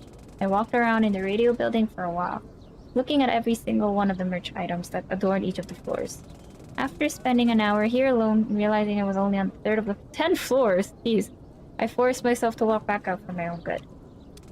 I ended up spending most of my time at the game station arcade. I didn't often get a chance to visit arcades, with them being less common in the southwest. Straight up not existent in Tanegashima. Yes! I finally got an S on a 10! Let's go! Spent the following hour and a half trying a bunch of new rhythm fighting. God dang it, rhythm games again! Never got the chance to try, falling in love with a whole ton of new games all over again. That's when Kanshi Super... That's what Kanshi Super does? Why is that blockable at all? I'd known it for a while, but hanging out in Akiba had settled it. I'm definitely moving to Tokyo once all of this is over. I thought you used to live in Tokyo. Kotomi was walking through Ginza, looking around at all of the towering shopping centers around her. Of course, the trip out to Ginza was little more than a sightseeing trip for her. She and Eddie were never particularly wealthy, and that held even more true now that they were running on limited funds that had been amassed during their months of working at a random grocery store in Kagoshima. Honestly, I'm glad that nightmare is over. Never send me back to retail again. The extravagant atmosphere of everything related to Tokyo, but especially Ginza, served as a reminder, sort of reminder for Kotomi. A reminder of a fancier world that existed beyond what she'd lived up to that point. Being stuck on Tanegashima her whole life. Not to say she wanted to be super rich or anything naive like that, but Kotomi had a habit of letting others trample over her for the sake of her own success. Whoa, okay. Never sounding that deep. And you don't really make it anywhere in life if you don't learn to have the care enough for yourself as well. That is indeed true. That is indeed true. You go say it, Saturday. Kotomi stopped in front of a video game merch store, which weren't particularly common in Ginza. Is there one in Ginza? I've been to Ginza, but I don't remember anything like that. Did I accidentally walk all the way to Akiba by mistake? Well, whatever. Wasn't really one for that of childish entertainment as she saw it, but decided to take a look inside anyway. That's scary as heck. Now, why does it look creepy? The store wasn't nearly as big as the large, expensive department stores that made Ginza what it was, but instead a humble one-store installation into a large shopping complex. Otami browsed the aisles of a little while as she looked at titles of video games she'd never heard of. Oh, Xenostrike Legend. I think Saturday told me about that one. You mean Xenoblade? Is that what I mean? I haven't played the series of Xenoblade, by the way, but I've been hearing a lot of good reviews about it. Xenostrike Legend, huh? Though she'd never say it to her face, at least not for a while. Otami envied Saturday in a way. Oh, this is the narrator. Never mind. Saturday had the kind of freedom. Xenoblade Chronicles, to be specific. Okay. Good job, game. I really like the freaking naming here. Of, like, trying to avoid, you know, copyright and trademark stuff. Though she'd never say it to her face, at least not for a while, Otami envied Saturday in a way. Saturday had the kind of freedom and energy that most people envy once they hit their 20s. And although Saturday would turn 20 next July, Otami didn't doubt for a second that the energy would stick around for a while. We love legally and distinct product names, yep. There was a little demo kiosk for some game console at the back of the store, and a couch set up to imitate a little gaming lounge. So for once in her life, Otami decided to enjoy a bit of the youth she thought she didn't have anymore, and ended up spending 2 hours in the store trying all of the different games. The owner of the store, a surprisingly older woman, seemed to get great enjoyment from watching Otami try for hours to break all of the scores and see as much of each of the games available as she could in the limited demo kiosk. When her lunch break came, she decided to go and sit down next to Otami on the couch. That's cute! You sure are having fun here? Not often you get people spending a lot of time in a game store in this part of the city. Huh? Oh! Yeah, I guess. It's been, what, 10 minutes? I'm sorry if I'm hogging the machine or something. Storekeeper laughed into the couch cushions. It's been an hour and a half, actually. But it's okay. Nobody else really comes by for that long. I especially don't see people using this old thing. Old thing? This is like a preview cast for some upcoming console, right? Ha! Maybe if you're living in the year 2011. Sorry? What year is this? The Wii U died due to poor sales back in 2016. You mean Wii? Is it the Wii? Like Nintendo Wii? The Wii U? Oh, you're right. I do remember that happening. Like, no, it didn't really actually gain a lot of sales back in the day. But it was actually a really good console.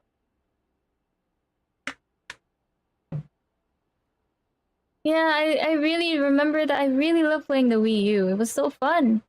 But I wasn't much of a console person. I was like, I don't like to buy a lot of those things because it's just my space. Plus, I don't get to play a lot of games on the console back in the day. I had a PSP, and I also had a PS2. Well, I still have it here with me. So my PS1 is here, still working, the box type PS1. And I use like my old CDs with it. I also have my PS2, but apparently a lot of my CDs for my PS2 disappeared, and I can't find it anymore. So I just have to find a game that's actually gonna work with this thing. And this is originally in Japan, that was bought in Japan, so this is regioned in Japan. Yeah. I have the white one. I still have a PS1 and PS2. Other than that, I don't have anything else, and then skip to the Nintendo Switch. Aside from the PSP that I had in the day. Yeah, that's all I have in terms of handheld and consoles in general, really. Paper Mario Color Splash is Splatoon were the best games on the console. No one can change my mind. Well, I wish I knew what type of gameplay they have. Also, Via Story takes place in 2020, I think. Oh, really? Okay. The Wii U died out of but it holds a special place in my heart, so I keep the demo kiosk up anyway. Huh. I had no idea. I don't play video games that often. Really? The way you were crushing all those scores, I thought a seasoned pro had walked into my shop. You were having the time of your life. Kotami laughed, seemingly flustered. Yeah, I'm not a huge gamer and anything. I don't really have time for that kind of, you know, younger entertainment. Storekeeper let out a large chuckle you might hear from someone's grandmother. Who says video games are for the younger folk anyway? I mean, look at me. Hit my 50s ages ago. I'm still running here. I'm here running this little shack. Huh. I don't think I've ever really thought about it that way. Heck yeah. Paper Mario is like an RPG type deal, and Splatoon is a third-person shooter. I know Splatoon, because the Switch has it. But the Paper Mario, I never really had it. Or never really experienced it. I remember being a young adult. You grow up, and then you think that that's that. Your youthful days are over. Now you're an all-serious adult who has to work a 9 to 5 and never think about anything else. Ha! As if. Your youthful energy only sticks with you as long as you let it. Why is this starting to get a little too real? Tatumi didn't have a good response to that, but she knew the woman was right. Oftentimes, she found herself getting caught up in that bittersweet trap called nostalgia, regretting that her days of freedom were gone. You can always heal your inner child, Kotomi! Do it! Because I do! There's no one too old to have plushies on your bed! But the truth is, if you keep yourself in the good memories of the past, you can never make more good memories in the present or future. Storekeeper stood up. You know, this thing was a commercial failure almost a decade ago. But I still have some for sale in the storeroom. It's just personal recommendation, but I think it's a great little console for trying out new things. Never had an overwhelmingly large game library. Nobody else wants it. They're technically for sale. Kotomi thought about it for a second. What the hell? I'm not a fashionista. I don't think I'm gonna be interested in much else in Ginza. Oh wait, she's so cute! She went out and bought games and a console! That's so nice! Kotomi also stood up and walked over to the counter. She ended up walking out of the store with the console and a few games. Oh, you go get him, Kotomi! You go get him! I love her. 44. Allison ended up not buying much, instead looking around at all the expensive clothes and finally finding herself a place to sit down in the food court. Why do I feel like I've been here? Well, I've never been inside the actual mall in Ginza, but I've been to some areas. Man, I must fan. Of course, she knew that she wouldn't end up buying much, but more so just taking in the atmosphere of a place where so many people cared about their appearance and the way they present themselves to the world. So many people here in fancy, cute outfits. I kind of feel out of place sitting here with just my normal jacket. Allison was never particularly one to care about her outward appearance or presentation. And she never really understood why people would, at least not in the beginning. All of this changed when Saturday came out to her as transgender, though. Thinking back on it, it really has been 7 years since then. Man, I want to think about the fact that September 2015 was 7 years ago now. Okay. 7 years ago. So you might be right about... Because it's 2025. So that's 10 years ago. 2015. So it's around 2022. More or less. 2021 or 2022. If it's 7 years ago from 2015. Yep. At first, Allison wasn't really understood the concept when Saturday had brought it up to her. Thinking about it for a little bit, it felt fairly obvious to her. Why shouldn't people get the chance to choose who they want to be? Yes! Gender, sexuality, race, religion. All these properties don't matter as long as the person is kind and humane. Oh my gosh. Wow. That was what Allison believed, though she was relatively quick to accept who Saturday wanted to be. But both of them were still young. The idea of someone harboring hate stemming from another person's identity didn't make sense to them. Truly, to be young is to be more blissful. Though Allison had always been more confident about her gender and being fine with who she was on that front. Saturday's own realizations about her identity did lead Allison to think a bit on her own life throughout the years. It was though that Allison realized she was asexual! Oh! I remember growing up thinking, wow, all that stuff is kind of gross. And that Everyone would tell me, "You stop thinking it's gross when you're older." And then I just never stopped thinking it's kind of gross. Let's go, Allison!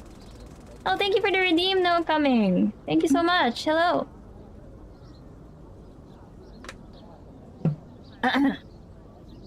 Allison has struggled with that for a long time.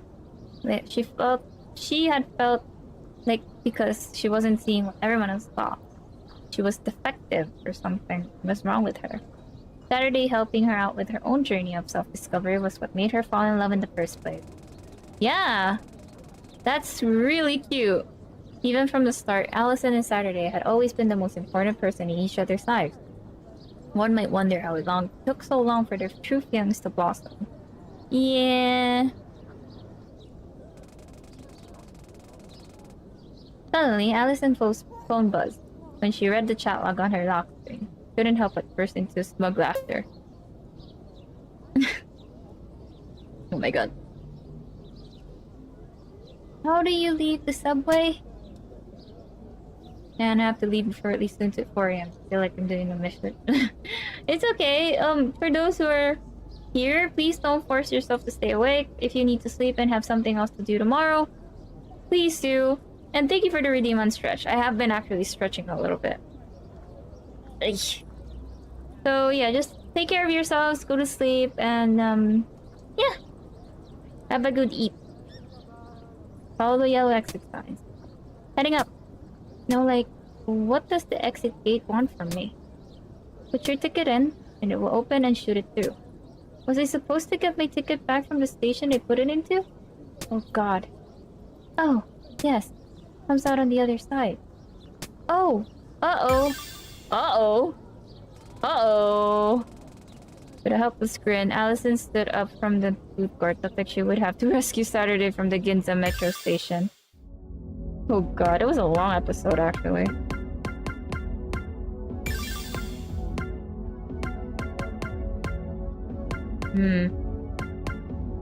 Around this time is when I sleep. I work at evening, so I end up sleeping quite late. Oh, I see, I see.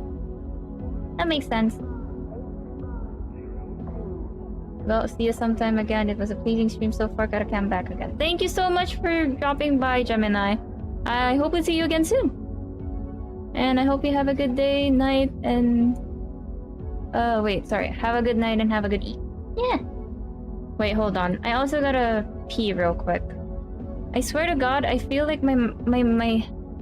There you go. I fixed my, my thingy. My camera. I'm starting to get a little too annoyed because it's not capturing me a lot. Hold on. I'll be right back. Gotta pee. Here, B.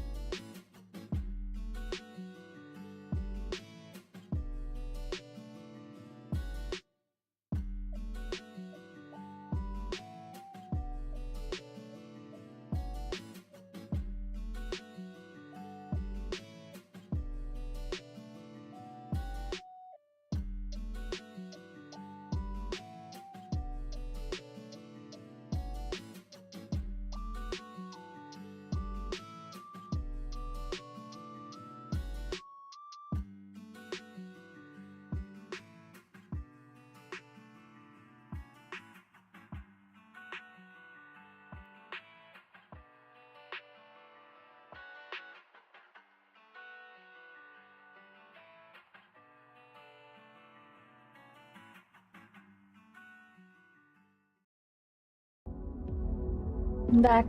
Hello. I am back. And I'm ready to play again. I think I'm just also gonna finish this chapter before I end stream. Hopefully it's much, how do you say this? The puzzle won't be too difficult. I'm scared. I'm very scared. Let's see, hold on. I'm trying to adjust my camera. There you go. Oh, okay. What's this? Dear my end summer. I'm curious. I'm very curious. To be honest, I haven't even scraped the surface of this chapter yet. Oh god.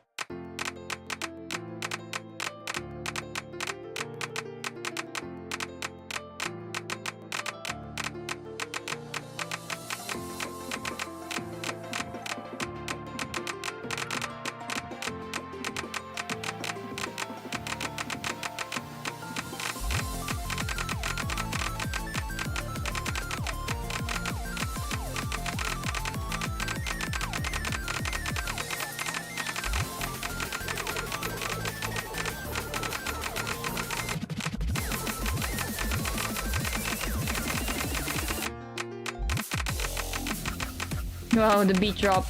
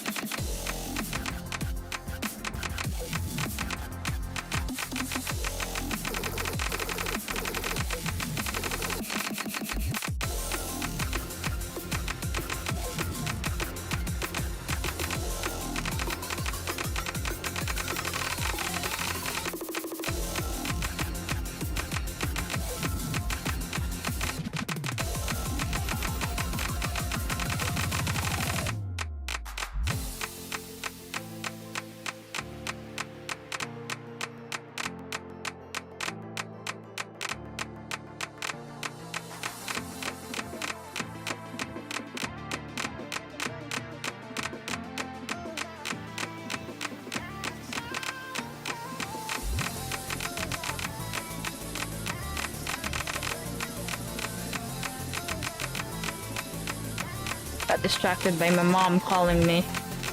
I should have not opened the messenger.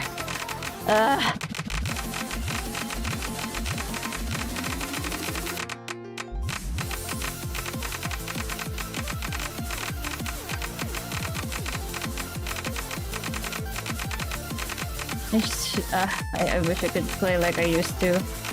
When your hands don't move like you used to before. Sorry.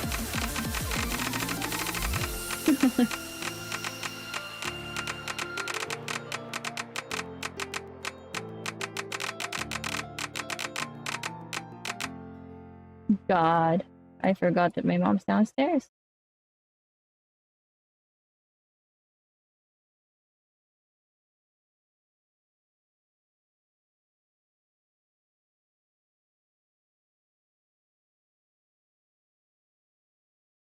Okay. Okay. I just wanted to play that one. What is my score? It's always about to be like almost S. A Charlie Puth reference in the day and age. You might mean Ed Sheeran.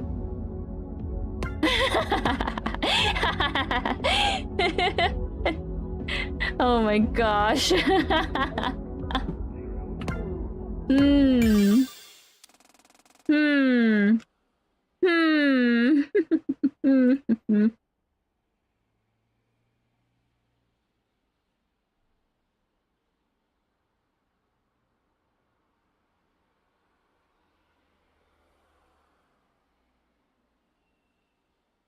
$12:40, can you blame me? I'm so sorry. I mean, I know you're supposed to sleep. I'm eventually gonna go and end this as well. But I do want to... if I can't finish it today, we'll see. We'll just do with another stream. This episode contains topics of panic and worry. Ta-da! This is exactly what we need. Shiro carried a large cork board into the room. Eddie looked at her with an exasperated glare. Seriously? What? I've always wanted one of these. Your notepad is very clearly running out of space. Eddie looked down. It was true. Her notepad had been her primary method of taking notes since she started working as a detective, and it was almost completely filled up. He sighed. Okay, one more time. From the top. We know that Tsuki went to work, disappeared on her lunch break, boarded a ferry, went to the shrine, and done nothing. Do we even have anything else? Shio thought to herself for a second. Nothing I can think of, unless you want to count the fact that the universe is conspiring against us. A fire without a source and a coincidental cave-in are kind of suspicious, don't you think? What? What? You think there's a good god out there that's pissed at us? It said it as a joke. Shio didn't flinch or laugh. At this point, would you be surprised? It all seems fake, I guess. Or like we're following a trail of breadcrumbs that stray for us far enough for the truth for us.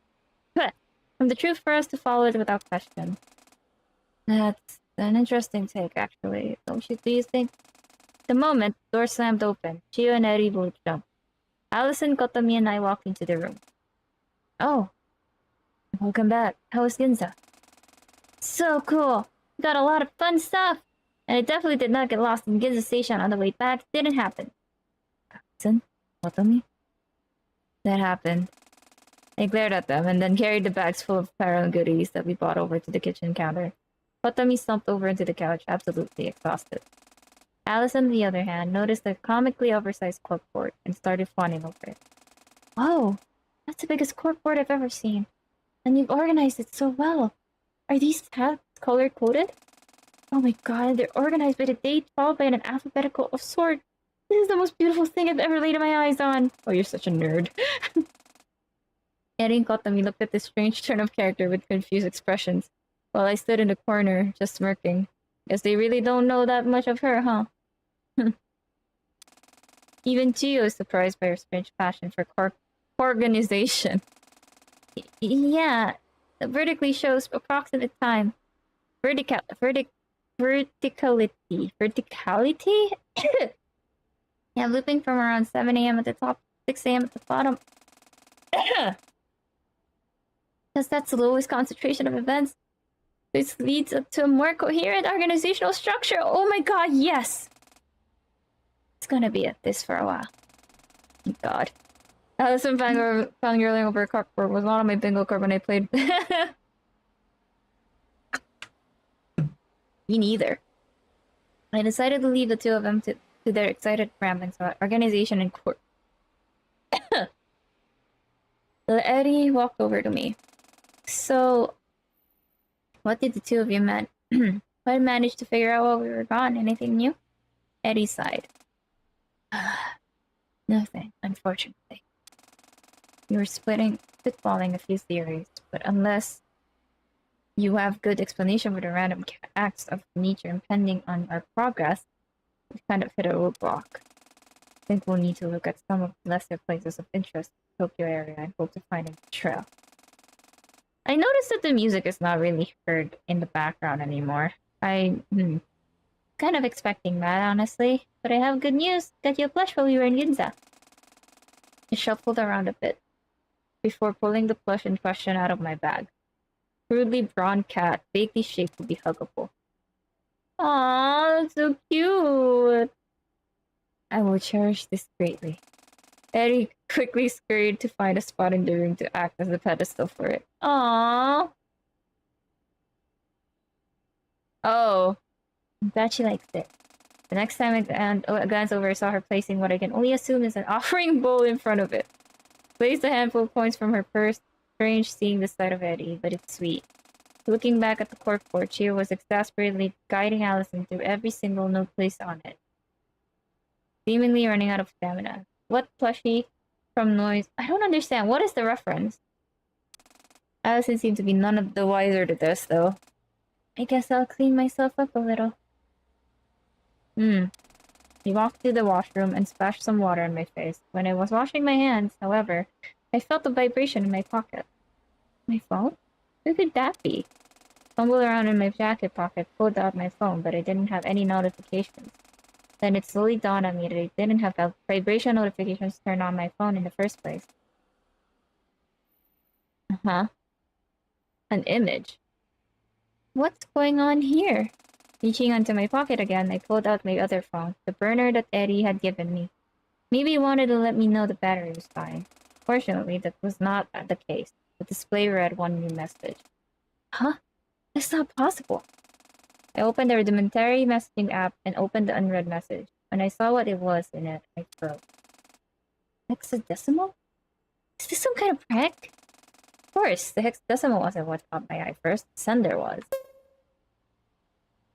Huh? Eh? My own phone. I rushed back into the living room, out of breath. Allison was done with her corkboard fantasizing, and was sitting on the couch with Kotami. All of them looked up at me. Saturday, what's wrong? My phone, there was a message, and... Sensing that I was panicking a bit, Allison stood up and walked over to me. Come on, sit down. What happened? Sat down on the couch and exhaled. I explained the text message that appeared on my burner phone with myself listed as the sender. Eddie frowned. Yeah, by all means, that shouldn't be possible. I don't think I have to ask you if you were actually the one who sent the message. Yeah, of course I wasn't. I'm more concerned about the message itself. It's readable, hexadecimal. Most of the bytes are within the lowercase axi rate. I forgot how it's pronounced. Yeah, you're right. I'll transcribe it. Eddie took out her phone and plugged the hexadecimal into an online. It says fourth report.mp4.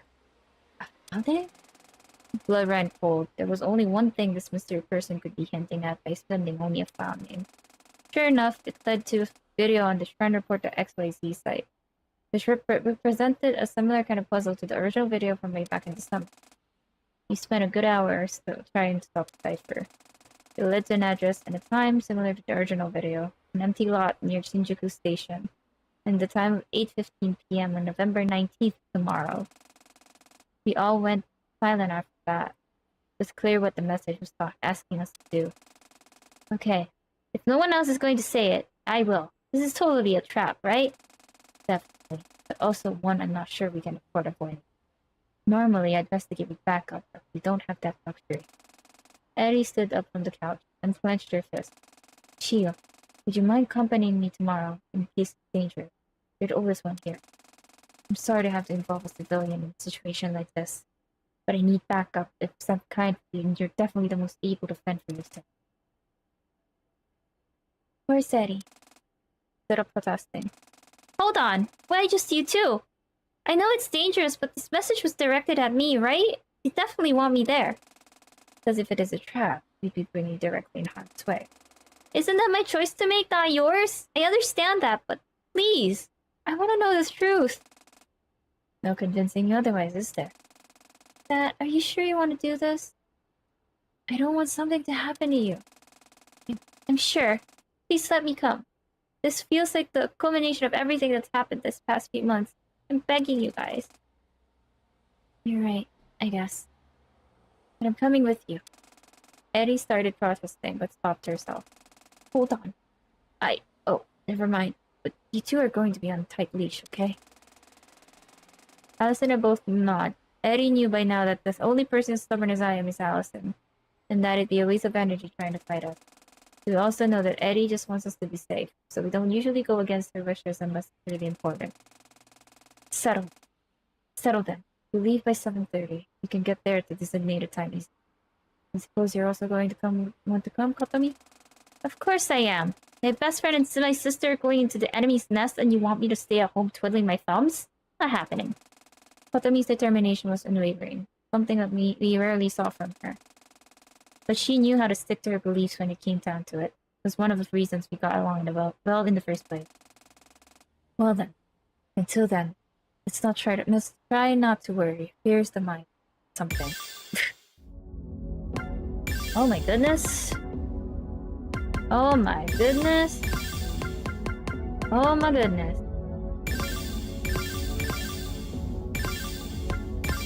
Just opening everything already at this point. Okay, let me see what image you sent me. Oh! Noise star. Oh! I never knew of this. Oh my god, what is this? I walked over on the movator and slid across it. Eddie, Takumi, and Allison stood still the entire time. Stared at me. It was this miserable experience. And you just moving back and forth. What is this meme? Think you're breathing with this? I don't think I'll be able to have another breath. I'm gonna be so lightheaded after that. What the heck is it? You have so much more to get through. Yeah, it's okay. I mean, kind of expected that. The game seems somehow long in a way, not long either. But we'll see about that. We'll find out.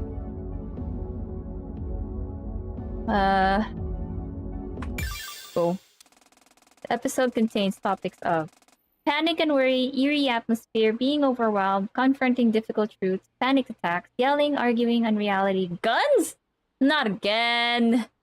Bro. Okay, I think this content warning is needed for me as well. Just not everyone else. But yeah, if you guys... Kitchen gun? I don't know. Just make sure that you guys have seen the warnings, and I'm already gonna continue with the game, and please make sure to know and focus on yourself. Probably kitchen gun? What is a kitchen gun? We had tried to take our minds off of what was coming. Oh, it was approximately 90 minutes before the time specified in the puzzle video. I was sitting on the bed in my guest room in Chio's apartment. I wasn't sure how to explain the feeling, but it felt like everything was converging to this single night. I wasn't sure if I was ready to find the answers that were waiting for me. The video message's appearance has made it plenty clear that I no longer had any choice in the matter. The door opened, and Allison walked in. Are you okay? Yeah, I am. I'm just nervous. I'm just nervous. She sat down on the bed beside me and rested her head on my shoulder. I'd be more surprised if you weren't nervous. I'm nervous too. I think everyone is. But I don't doubt that you've got it worse. So much of this is centered around your own feelings. I guess it's just important that I make sure you know that I'm here for you if you need me for anything. Ever. I think that's the main reason I've been able to come so far. Yeah? What makes you say that? She was hiding it, but I could tell that got all her flustered. She had that oddly insecure side to her compassion. At first, I wanted to pretend that everything was okay. All those months ago, on that day what ended in this museum fire. I hurt you and myself by trying to force myself to believe I was doing better than I was. So I started trying to be more honest. Open up more when I was feeling out of it. I've worried a little, all this time. But your high spirits over these past few months have been the result of you putting on a brave face. I worried about that too. I'm sorry I'm starting to sound a little monotone. Because my voice is starting to kind of... my voice is starting to kind of, what's the word?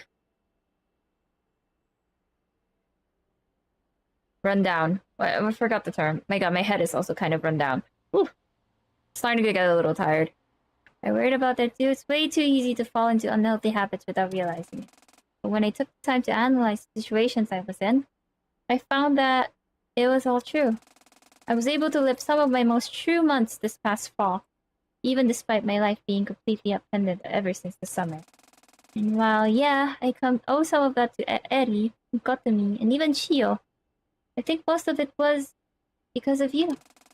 You flatterer. I'm not special. There are tons of girls like me. Whether that's true or not doesn't change anything, because I don't have this kind of connection with any of them. Fair enough. Glancing at Allison, she buried her head in my shoulder, obviously not expecting a wholehearted answer to her joking question. You've changed too. Have I? Absolutely you have. The Allison of summer 2022, oh, I was right with 2022, would have told me that there's absolutely no way we should pay any mind to the puzzle video. Don't know if you realized it, but at some point, your goalpost shifted from trying to stop me from action to being there for me when action arises. And that helped a lot, seriously. I think that after the museum incident, and then especially the cave-in, Just kind of realized there was no turning back. That really was the turning point. Ha! Chapter 2. Ha! Turning point. Yeah. I really wish you gave yourself more credit. It's no big deal, really. I don't think I deserve any kind of special praise. I leaned over and planted a kiss on her cheek. Well, you're getting it anyway. What a shame. The keyboard smash! How do you vocalize that kind of sound with your mouth? You gotta tell me. Maybe once you tell me how you vocalize the tilde. Both of us laughed and sat in silence for a little while longer. You know, logic ain't logicking at this point. Reveling in the moment as if the world was going to end in a matter of seconds. The peace could only last so long. My alarm went off. Time to get going? Yeah, it is. I still want to know what the hell these sounds sound like. Yeah, I don't know either. I just know the keyboard, it's the keyboard sound. Smashing keyboard sound. But how do you sound that on your... using your mouth? I have no clue. Are you ready? No, I'm not. That's okay. I'll be right here with you every step of the way. I know. Thank you, Ali. I love you. Love you too. Now, let's not keep Chio waiting. I mean, just date already. You're saying I love you already.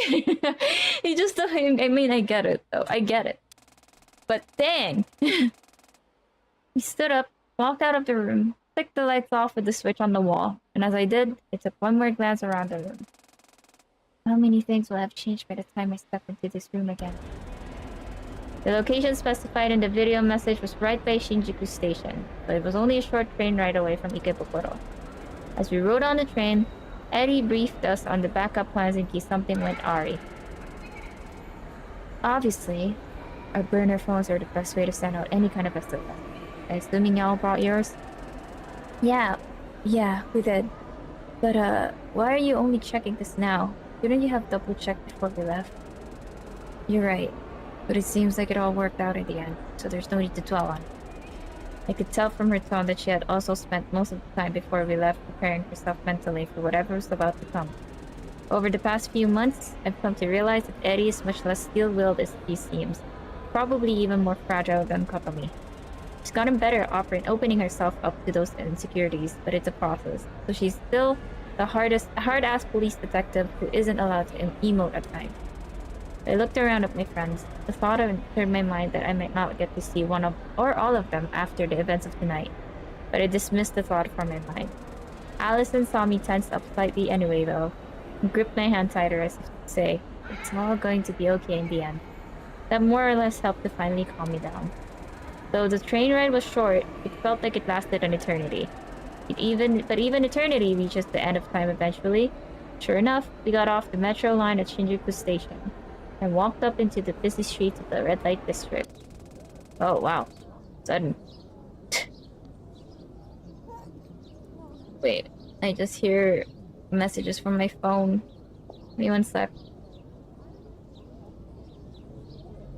Who's messaging me? Oh, it's my mother.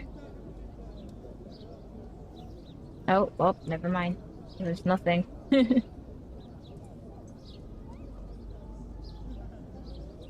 Okay.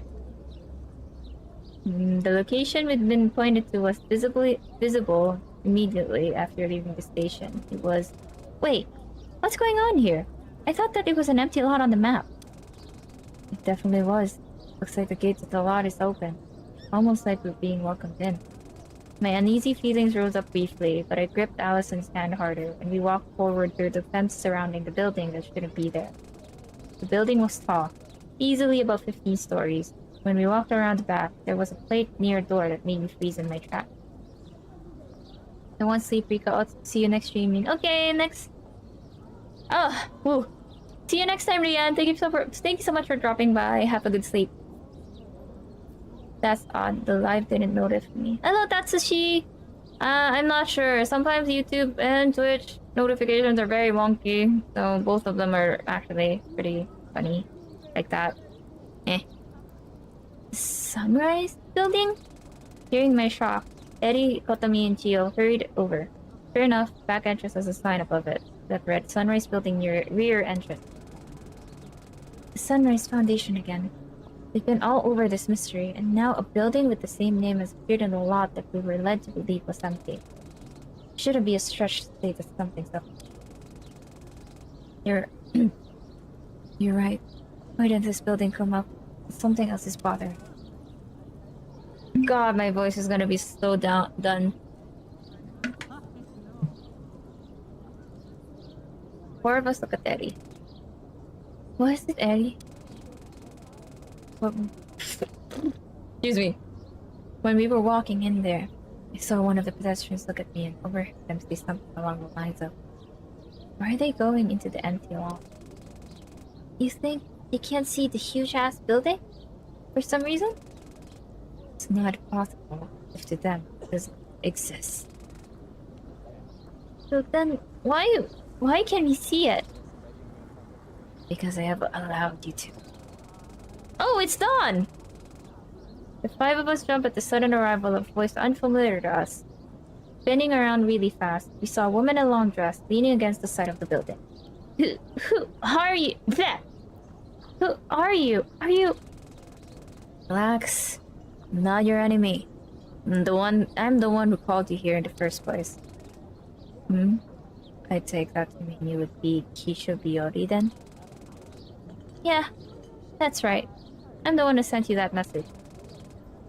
How did you get the contact for our burner phones? Careful surveillance. Have you been stalking us? No. Are you done with the questions? I called you here because I thought it might be time for you to learn the truth. And why should we listen to you? Because you came all the way out here in the first place. Why did you do that if you have no intention of listening? It's okay, Chiyo. So, Kisho, what do you know? Do you know where my sister is? You could say that, yes. What was with the vague response? I think it would be better if you saw for yourself. That's why I led you here. We choose to lie in this building. Normally obstructive, you can't see. I've allowed you to see it. Is it like some optical illusion thing? No, that can't be right. For now, I just need you to trust me. You'll find all of the answers you're looking for in me. So let's go. You can get us in? Yes. Hurry up. Now. With an attitude that clearly said she had no time for fooling around, Isha walked to the door and opened it up. How did I know who that girl is? It appeared to already be unlocked. That couldn't be right.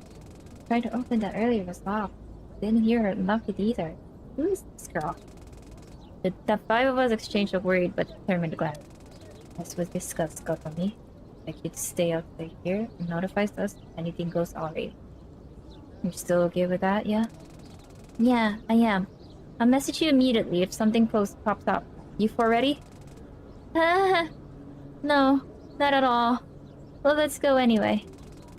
I let go of Allison's hand, and Allison, Eri, and Chia walked towards the door. As they started following them, Kotami tapped my shoulder. Hey, Saturday. Come here for a minute. What's up? Noticing that I'd stopped, Allison turned around, inquisitively. I assured her I'd be right there and ran back over to Kotami. I know you already know this, but in case you need a reminder, don't ever feel like you have to push yourself too hard in order to find answers. Okay? It's okay to feel overwhelmed and take a step back. Yeah, you're right. Thanks, Kotami. Yeah, good luck in there. I rushed back over to where the others were standing, and we entered in the door, following the strange woman who called herself Kisho Biori. The lobby, as we could tell from the windows outside, was dark. In fact, none of the lights in the entire building appeared to be on, which further helped to drive home the uneasy feeling that we were inside a building that shouldn't exist. Good. You're here. Where did Kotami go? We decided before coming here that it came to us having to infiltrate some kind of building, remain on the lookout outside. It's not a problem, I assume. You spoke matter-of-factly, with a cold tone I'd never heard from her before. Clearly didn't trust Kisho, and for good reason. Kisho sighed but ultimately didn't argue back. Yes, that's fine. We should be quick. Regardless, I can't keep this up all day. Keep what up? You're going to have to start actually explaining, you know. You're going to bring us out here to a building that nobody else can see and make us infiltrate it with you? The least you can do is lower your condescending attitude. Keisha looked like she wanted to snap back against that, but ultimately decided against it. Fine. This building is the headquarters of the Sunrise Foundation, which is, under almost all circumstances, hidden from the public eye. What I want to show you is on the top floor, which we can get by the elevator. Sunrise Foundation, huh? What is it really? There's no way it's just the geology corporation, and it's all over this case, even from the very beginning. Of course, it's not a geology corporation, but there's a reason that everyone is led to believe it is. I think it would be better to explain on the elevator right up. Mind following me a little longer? Yeah, fair enough. The four of us followed her as she led us down a few hallways to the staff elevator. Despite the lack of lights in the building, the power to the elevator seemed to be working. After a short while, the door made a ding sound and opened up. Ah! God! Light! Oh my gosh, light mode. The elevator blasted us with light. Looked like the light was on in there, at least. We followed Keisha into the elevator. Oh, my eyes. Inside the elevator, Keisha pressed the button for the topmost floor, floor 17. The elevator whirred a bit, and then the doors closed. It felt as if the last thing connecting us to the world had been sealed shut, and the elevator cabin began to ascend. I suppose I'll ask you outright. Do you know what the Duskbreaker project is? What now? Upon hearing the word Duskbreaker, I felt a minor headache coming on, but I managed to push through.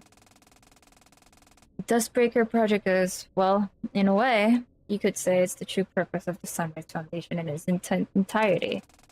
The geology business is a front of some sort, hiding what the company is really all about. So, what is the Duskbreaker project? Oh, sorry. So, what is the Duskbreaker project? Why is it so secret that they have to fake being a geology company to hide it? Well, they don't fake being a geology. Whatever. The Duskbreaker project, or just the Duskbreaker, as it's usually called, is effectively a neutral interface to the computer. Neural? Neural? Wait, is he neural or neutral? My eyes deceive me.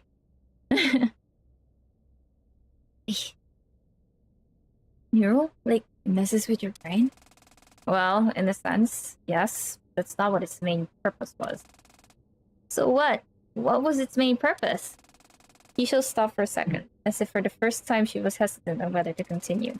I gripped Allison's hand again. She gripped back as if to assure me that everything was going to be okay. Keisha finally spoke again. Duskbreaker's main purpose is a world simulation device. If you've ever seen that movie from the 80s, The Mattress? The Matrix? Oh, The Matrix! Dang it. Okay, game, okay. You got me there. It's like that. Well, not exactly. Just the part where it's simulating a world. Nobody was really sure what to say. What Keisha was saying was so outlandish, but all of us knew deep down that she had no reason to lie. Why we were so sure of this, they still don't know. But nobody tried to call her bluff, or tell her she was full of shit. This technology was obviously very secret. I'm not privy to knowing why the Sunrise Foundation was formed, or why they sought to create such a powerful machine. But the facts remain that the Duskbreaker does exist, and it's the center of everything relating to your sister's disappearance Saturday. To tell the truth, even from the start, I knew that there had to be some sort of big company involved with all of this. And a world simulation, but a world simulation is... I don't even know humanity had the technology to make something like that. Well, but always ask the lead engineers. Both of them are in this elevator. What? All of us jumped, though we had been less surprised by the revelation that a world simulator existed then. We even thought we'd be. Nobody seemed prepared for that one. But the lead engineer on the project was Keisha Biori, myself. The assistant lead engineer was one Chiyo Sakamura. What? Me? Everyone turned to look at Chiyo, who seemed the most surprised out of everyone. Are you serious? Why don't I remember this? Do you not? It makes sense that you would forget the exact details. But you yourself said that you had memories of working at the Sunrise Foundation, didn't you? was said so casually that most of us didn't think much of it, but Eri, being the natural detective that she was, didn't let that slip up past. Hold on. How do you know about that? We just met you today, and Shio definitely didn't talk about that any time within the last few weeks. Hey, yeah, wait, yeah, that's not right. What are you playing at, Kisho? Who are you? You're not Kisho. As if the next domino in a row of revelations had fallen over, all of us turned to look at Chio, surprised. It's true that I have fragments. Fragments mentioned! Fragments of memories of working at the Sunrise Foundation. I don't remember working on any Dustbreaker project. I don't know why the hell I would have forgotten. But I do remember one Kisho Biori. She was not you. So, who are you? The woman had until this point called herself Kisho side as if she was minor and inconvenient. It was the most believable way to get you into the Sunrise building. I just took the most logical path. You tricked us? What the hell are you going to do to us? Nothing. I'm doing what I promised you I'd do. Showing you the truth. This was just the best way to present it. Of course, I knew this would all happen as well. It happens every other time. Every other time? You see, look. You see. Look. I know it's a lot to ask for your trust after lying about my identity, but I'm not here to be your enemy. The answers for everything are at the top of this building. Answers about Dustbreaker. Answers about your conflicting memories. Answers about how all of this ties back to your dear sister. As if on cue, the elevator finally stopped its ascent, and the doors opened to a dark hallway. If you must call me anything, Dawn will suffice. But we have to be quick, because the real enemy will catch on before long. Hurry along now. The woman who now wore the name Dawn walked into the shadow of the lightless hall. Towards the end, I felt Allison's hand grip mine again. Are you doing okay, Sat? I think so. For now. It's a lot, but I can do it. I have to do it. Still here by your side. Yeah. Yeah. Four of us left the elevator into the hallway. God, chapter 3 is a lot to read. Not gonna lie. It's so much novel in here. Like, visual novel, it is visual noveling. The door closed behind us, casting our entire side into complete darkness once more. There was just enough light for us to make our way down the narrow hall. Though there were doors on either side of us, none of the nameplates had anything written on them, giving the impression that this floor was not to be used by anyone. Finally, we caught up with Dawn. She stood in front of a large double door at the end of the hallway, seemingly waiting for us and double-checking something. This is the only office on this floor that's occupied. It's the president's office. As in, the president of the Sunrise Foundation? Yes, this is his office. It's the first truth governing everything. Are you prepared? I stopped for a second, almost instinctively answering yes. Took the time to steady my breathing. I grounded myself using the warmth of the hand of the person I loved. Loved? And exhaled. Please open the door. Dawn seemed to understand my answer. She pushed the double doors open and invited us inside the office. Oh my god, that's creepy. So the office, like the hallway and lobby, was shrouded in darkness. Dawn pulled out what seemed to be a miniature flashlight. She walked to the front of the desk and leaned against it, facing me. Saturday. You know who the founder of the Sunrise Foundation is? Did I? I thought about it. I should know this, but everything in my mind is screaming at me that I don't. That doesn't make sense. I don't think I do. Let me see. Then, look. Don't tell me it's her. She stepped inside and threw me the flashlight. I caught it and turned it on, finding it at the desk where she was just there, leaning. Or her sister, maybe. The light illuminated a small nameplate on the desk, adorned in fun-related decor. The nameplate read, Setsuki Tasogare. Wait, that name sounds familiar. I'm also gaslighting myself. Setsuki... Oh! Of course! I knew whose name this was. Setsuki Tasogare, my father. My dad is the president of the... Breathing intensified and my heart rate rose rapidly. Sensing that I was beginning to fall into a panic, Allison rushed over to the front of the desk where I was standing and took the flashlight from me. Placing her hand back in mine and squeezing it tight, I breathed. Kita Sagare is my father, and he's the president of the Sunrise Foundation. Though this should have been a major revelation, nobody in the room was losing their mind from the shock. On the contrary, it felt like a lot of things finally clicked into place. God. Yeah, that seems right, doesn't it? I turned to face the woman calling herself Dawn.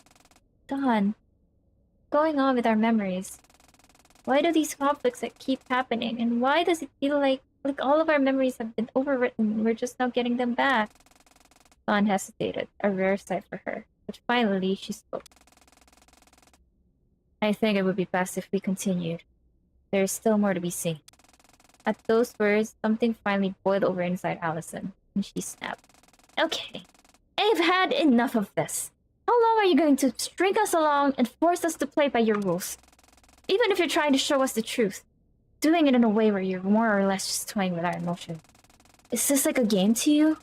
Do you actually care about Saturday learning the truth so that she feels better? Or is this all just some kind of fucking story to you? Do you not have even a bit of compassion to give her the time of the goddamn day? Woo. I felt that.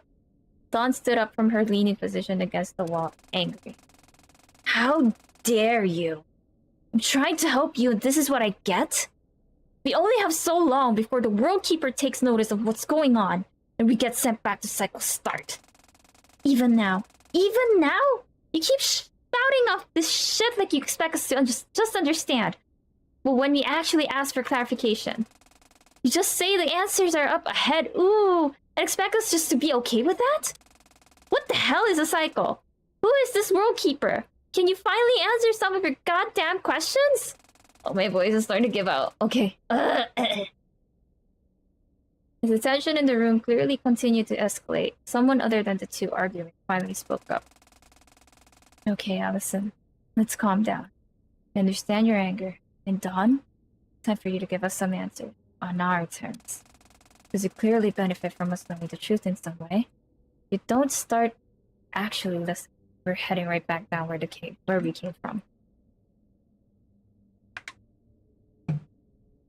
Thank you for the redeem. Jesus.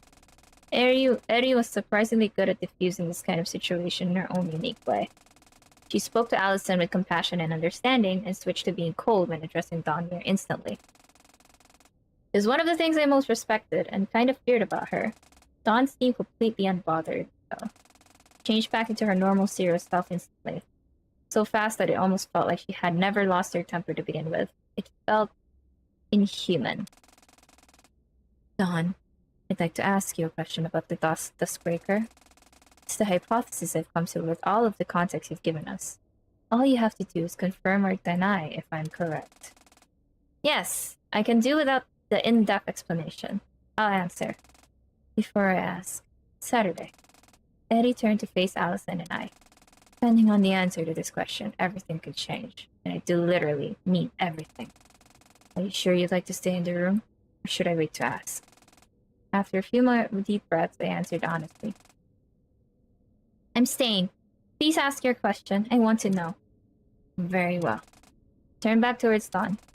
Between all of the insane things you've mentioned tonight, and looking at the state of this building in itself, a lot of things don't make sense. There's one possibility that makes everything fall into place. It's insane and unreal, but only as insane and unreal as a device capable of simulating an entire world is. The question I'm trying to ask is, this world that we live in, that we walk around in, that we're standing in right now, is this the real world or the simulator world inside the Dustbreaker? For some short moment of silence, I let out a completely forced laugh. Come on, Eddie. Really? I mean, I don't doubt this Dustbreaker thing exists, but there's no way, right? Dawn, however, sighed. I suppose the answer you're looking for is that this is the simulated world of the Dustbreaker. Though describing it as not being the real world is a bit of a false descriptor. Shio, please move Saturday and Allison to the corner over there. Shio jumped at the sudden request. Allison and I were too stunned to refuse or even say anything at all. We moved into the corner of the room. It happened in an instant. Oh, so that's what that meant. Eddie whipped a small pistol out of her jacket and pointed it directly at Dawn. I'm gonna ask. Oh, the music just comes up. Oh, after a while of silence. I'm going to ask a few more questions and you're going to answer them. Understand? Dawn, however, did not seem at all fazed by the gun pointed directly at her chest. You know, I wasn't sure about the right time to bring this up, so I'm sorry if this is another major revelation. But there was something I noticed when investigating Suki's... Oh, wait, I thought it was her. Sorry. Same color. But there was something I noticed when investigating Suki's office all those months back. I never talked to her. Huh? What is it? A whole lot of books about something called the meta layer concept. It's all pseudoscience mumble jumble, but I have to apply it to this situation. A lot of things suddenly make sense. Basically, talks about the idea of world layers. The idea that there are dimensions above us that look down on us as we do this fiction. Like what I'm doing right now? Can't say I understood much of it at all. But well, a lot of things would make sense if this woman in front of us was from a different world. Are you serious? How is that even possible? Dawn sighed. Not only is it possible, but she's right. I'm not originally from this metal layer. None of us are. This is a simulated world, not a natural metal layer. Look. The moment she had the word look left her mouth, she was gone. In an instant, she appeared behind Eddie and snatched the gun out of her hand, then seemingly slipped back to her original position. Eddie flinched, dropped her composure for a second, but steeled herself again. To you, probably seems like I teleported just now, correct? In a sense, I suppose you could call it that. But in reality, all I did was manipulate my own properties, notably my time scale and coordinate position. Photoshop? Seems like Photoshop. It's kind of funny. It take away too long to explain how the Dustbreaker works.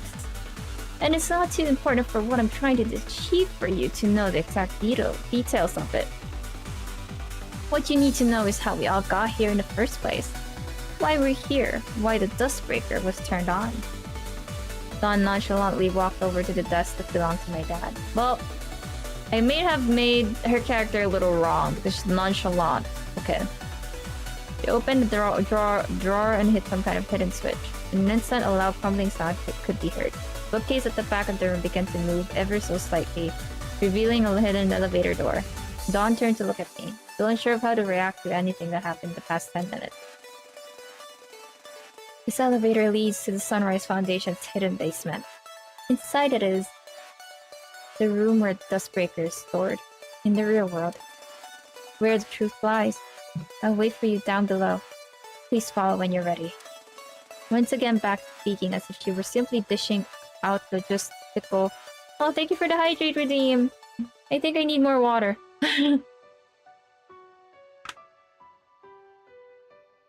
What time is it? It's already 3:30. I have to end this soon. I don't have any water left. Dawn pressed the button on the elevator to call it. It disappeared as the door closed, leaving Alice and Chio, Eddie and I alone in the darkness of my father's office. A few minutes passed where nobody said anything. Finally, Eddie was the one to break the silence. I'm sorry you had to see me like that. How are you three holding up?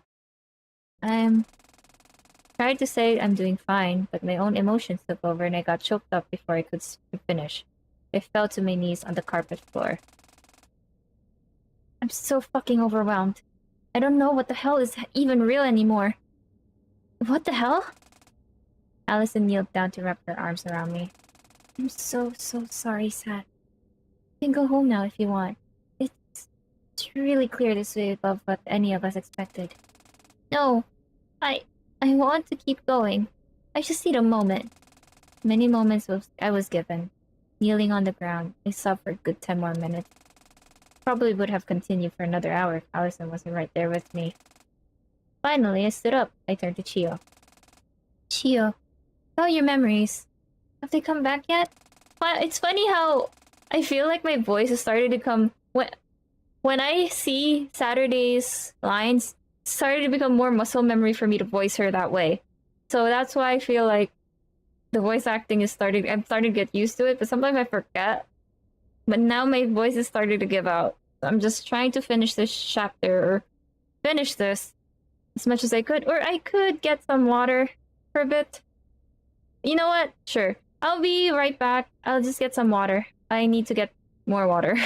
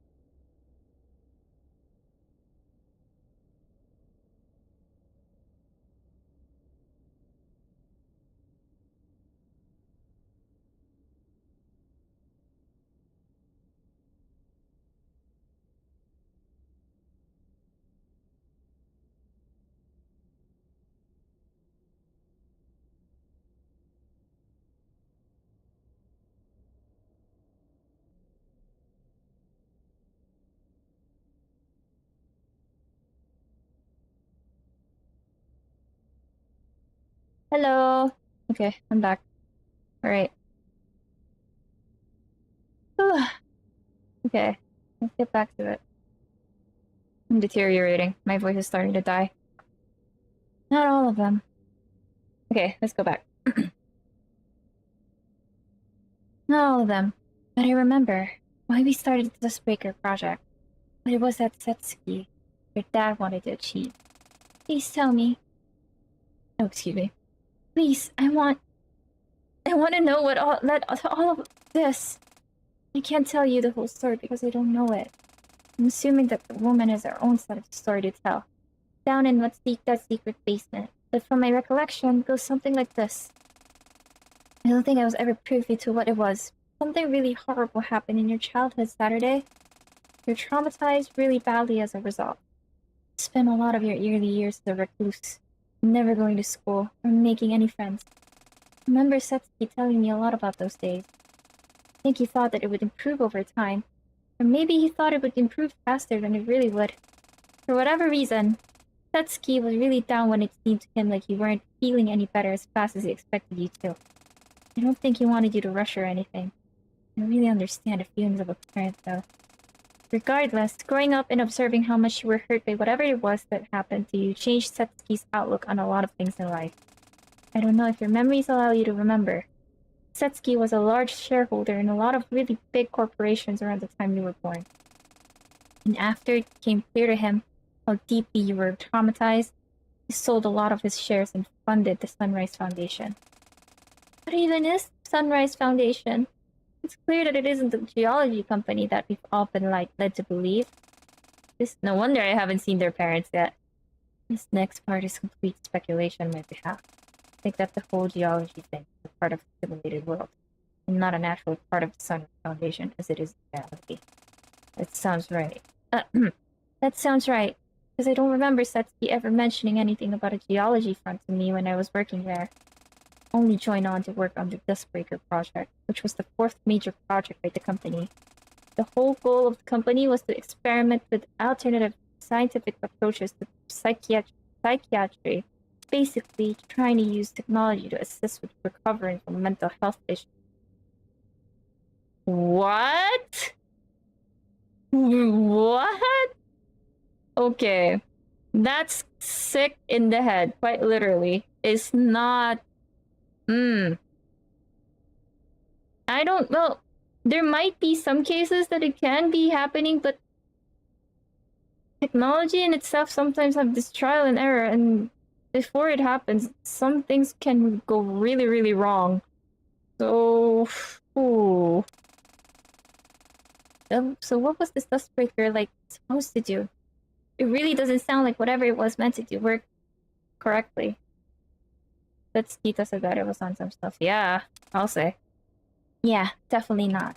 Can't speak on the previous 3 projects by the Sunrise Foundation, but Dustbreaker was meant to be sort of VR exposure therapy, in a way. Huh. It was meant to provide a safe, simulated environment for subjects to face their trauma. I don't like that. The idea sounds flawed from the premise alone. Probably was. Setsuki was determined to a fault, bordered on unhealthy obsession. I've heard from co-workers who were around the company for longer than I was, but he wasn't always like that. I'm not sure what changed him. Dad, what are you trying to do? That's the case. That's the case. Then how did we end up here? Inside the actual simulation itself. How do we get out of here? Fortunately, I don't have the answer for that. That's where my memories cut off. Were they wiped? No, not like the others. I think whatever it was that happened to lead to all of this was something I blocked out of my own memory. A long silence fell over us again. Every once in a while, I felt panic creeping back into me, but I steadied my breathing, kept myself grounded. Finally, I felt like I was ready. I think it's time to go see what Dawn is trying to show me. If she is inside a big test tube, what's that called? The one they put the people in it, like tubes. I don't know. I forgot. You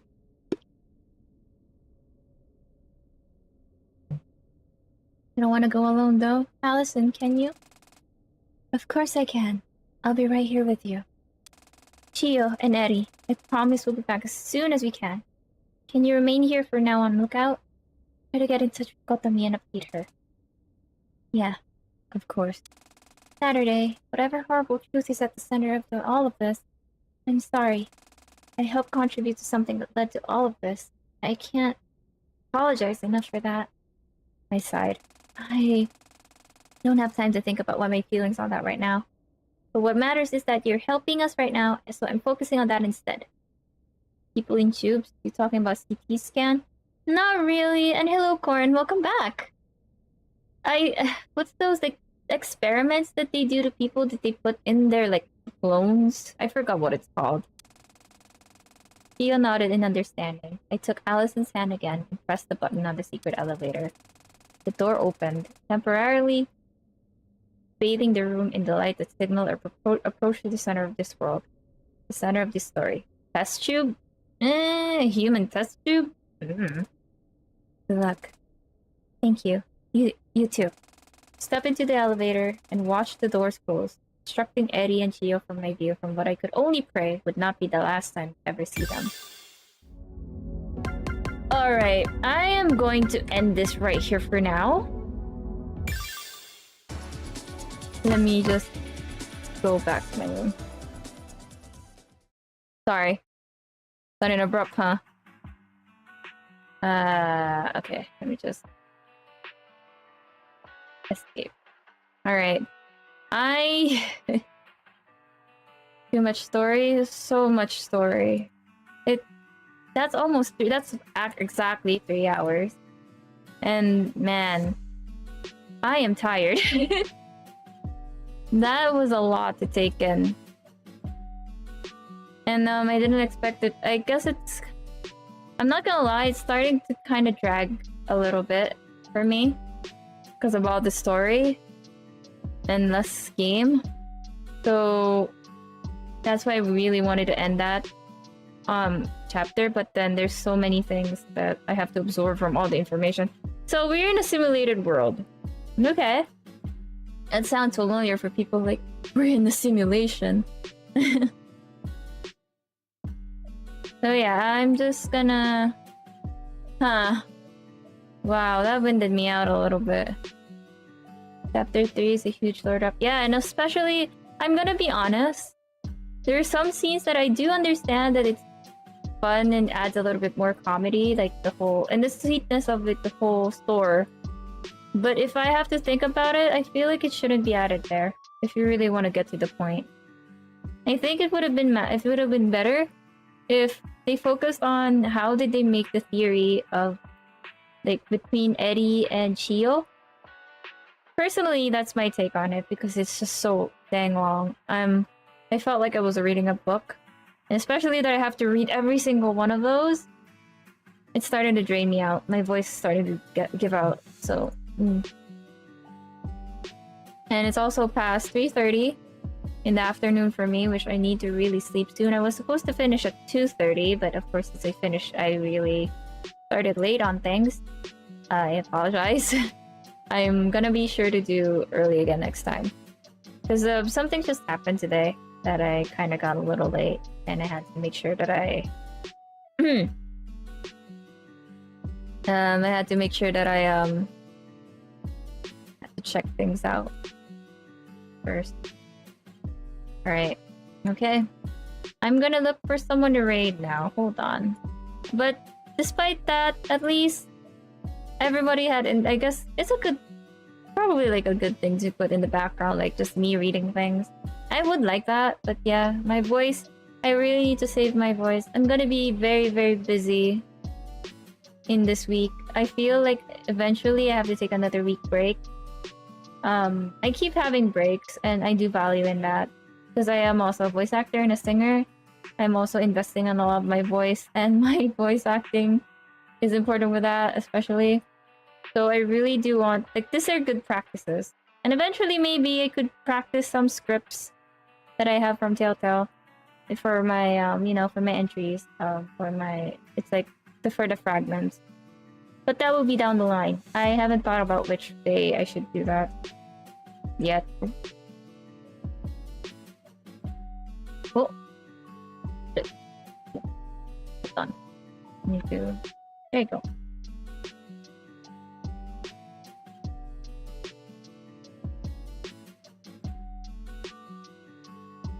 Rikka ASMR. I mean, that ain't bad, really. We'll see. I do have like a condenser mic, which captures everything and anything under the sun. Just a matter of tweaking my settings for ASMR, and I might need help with that. I do want to do that one day. Okay. Let's find someone to raid. Oh, intern's still streaming.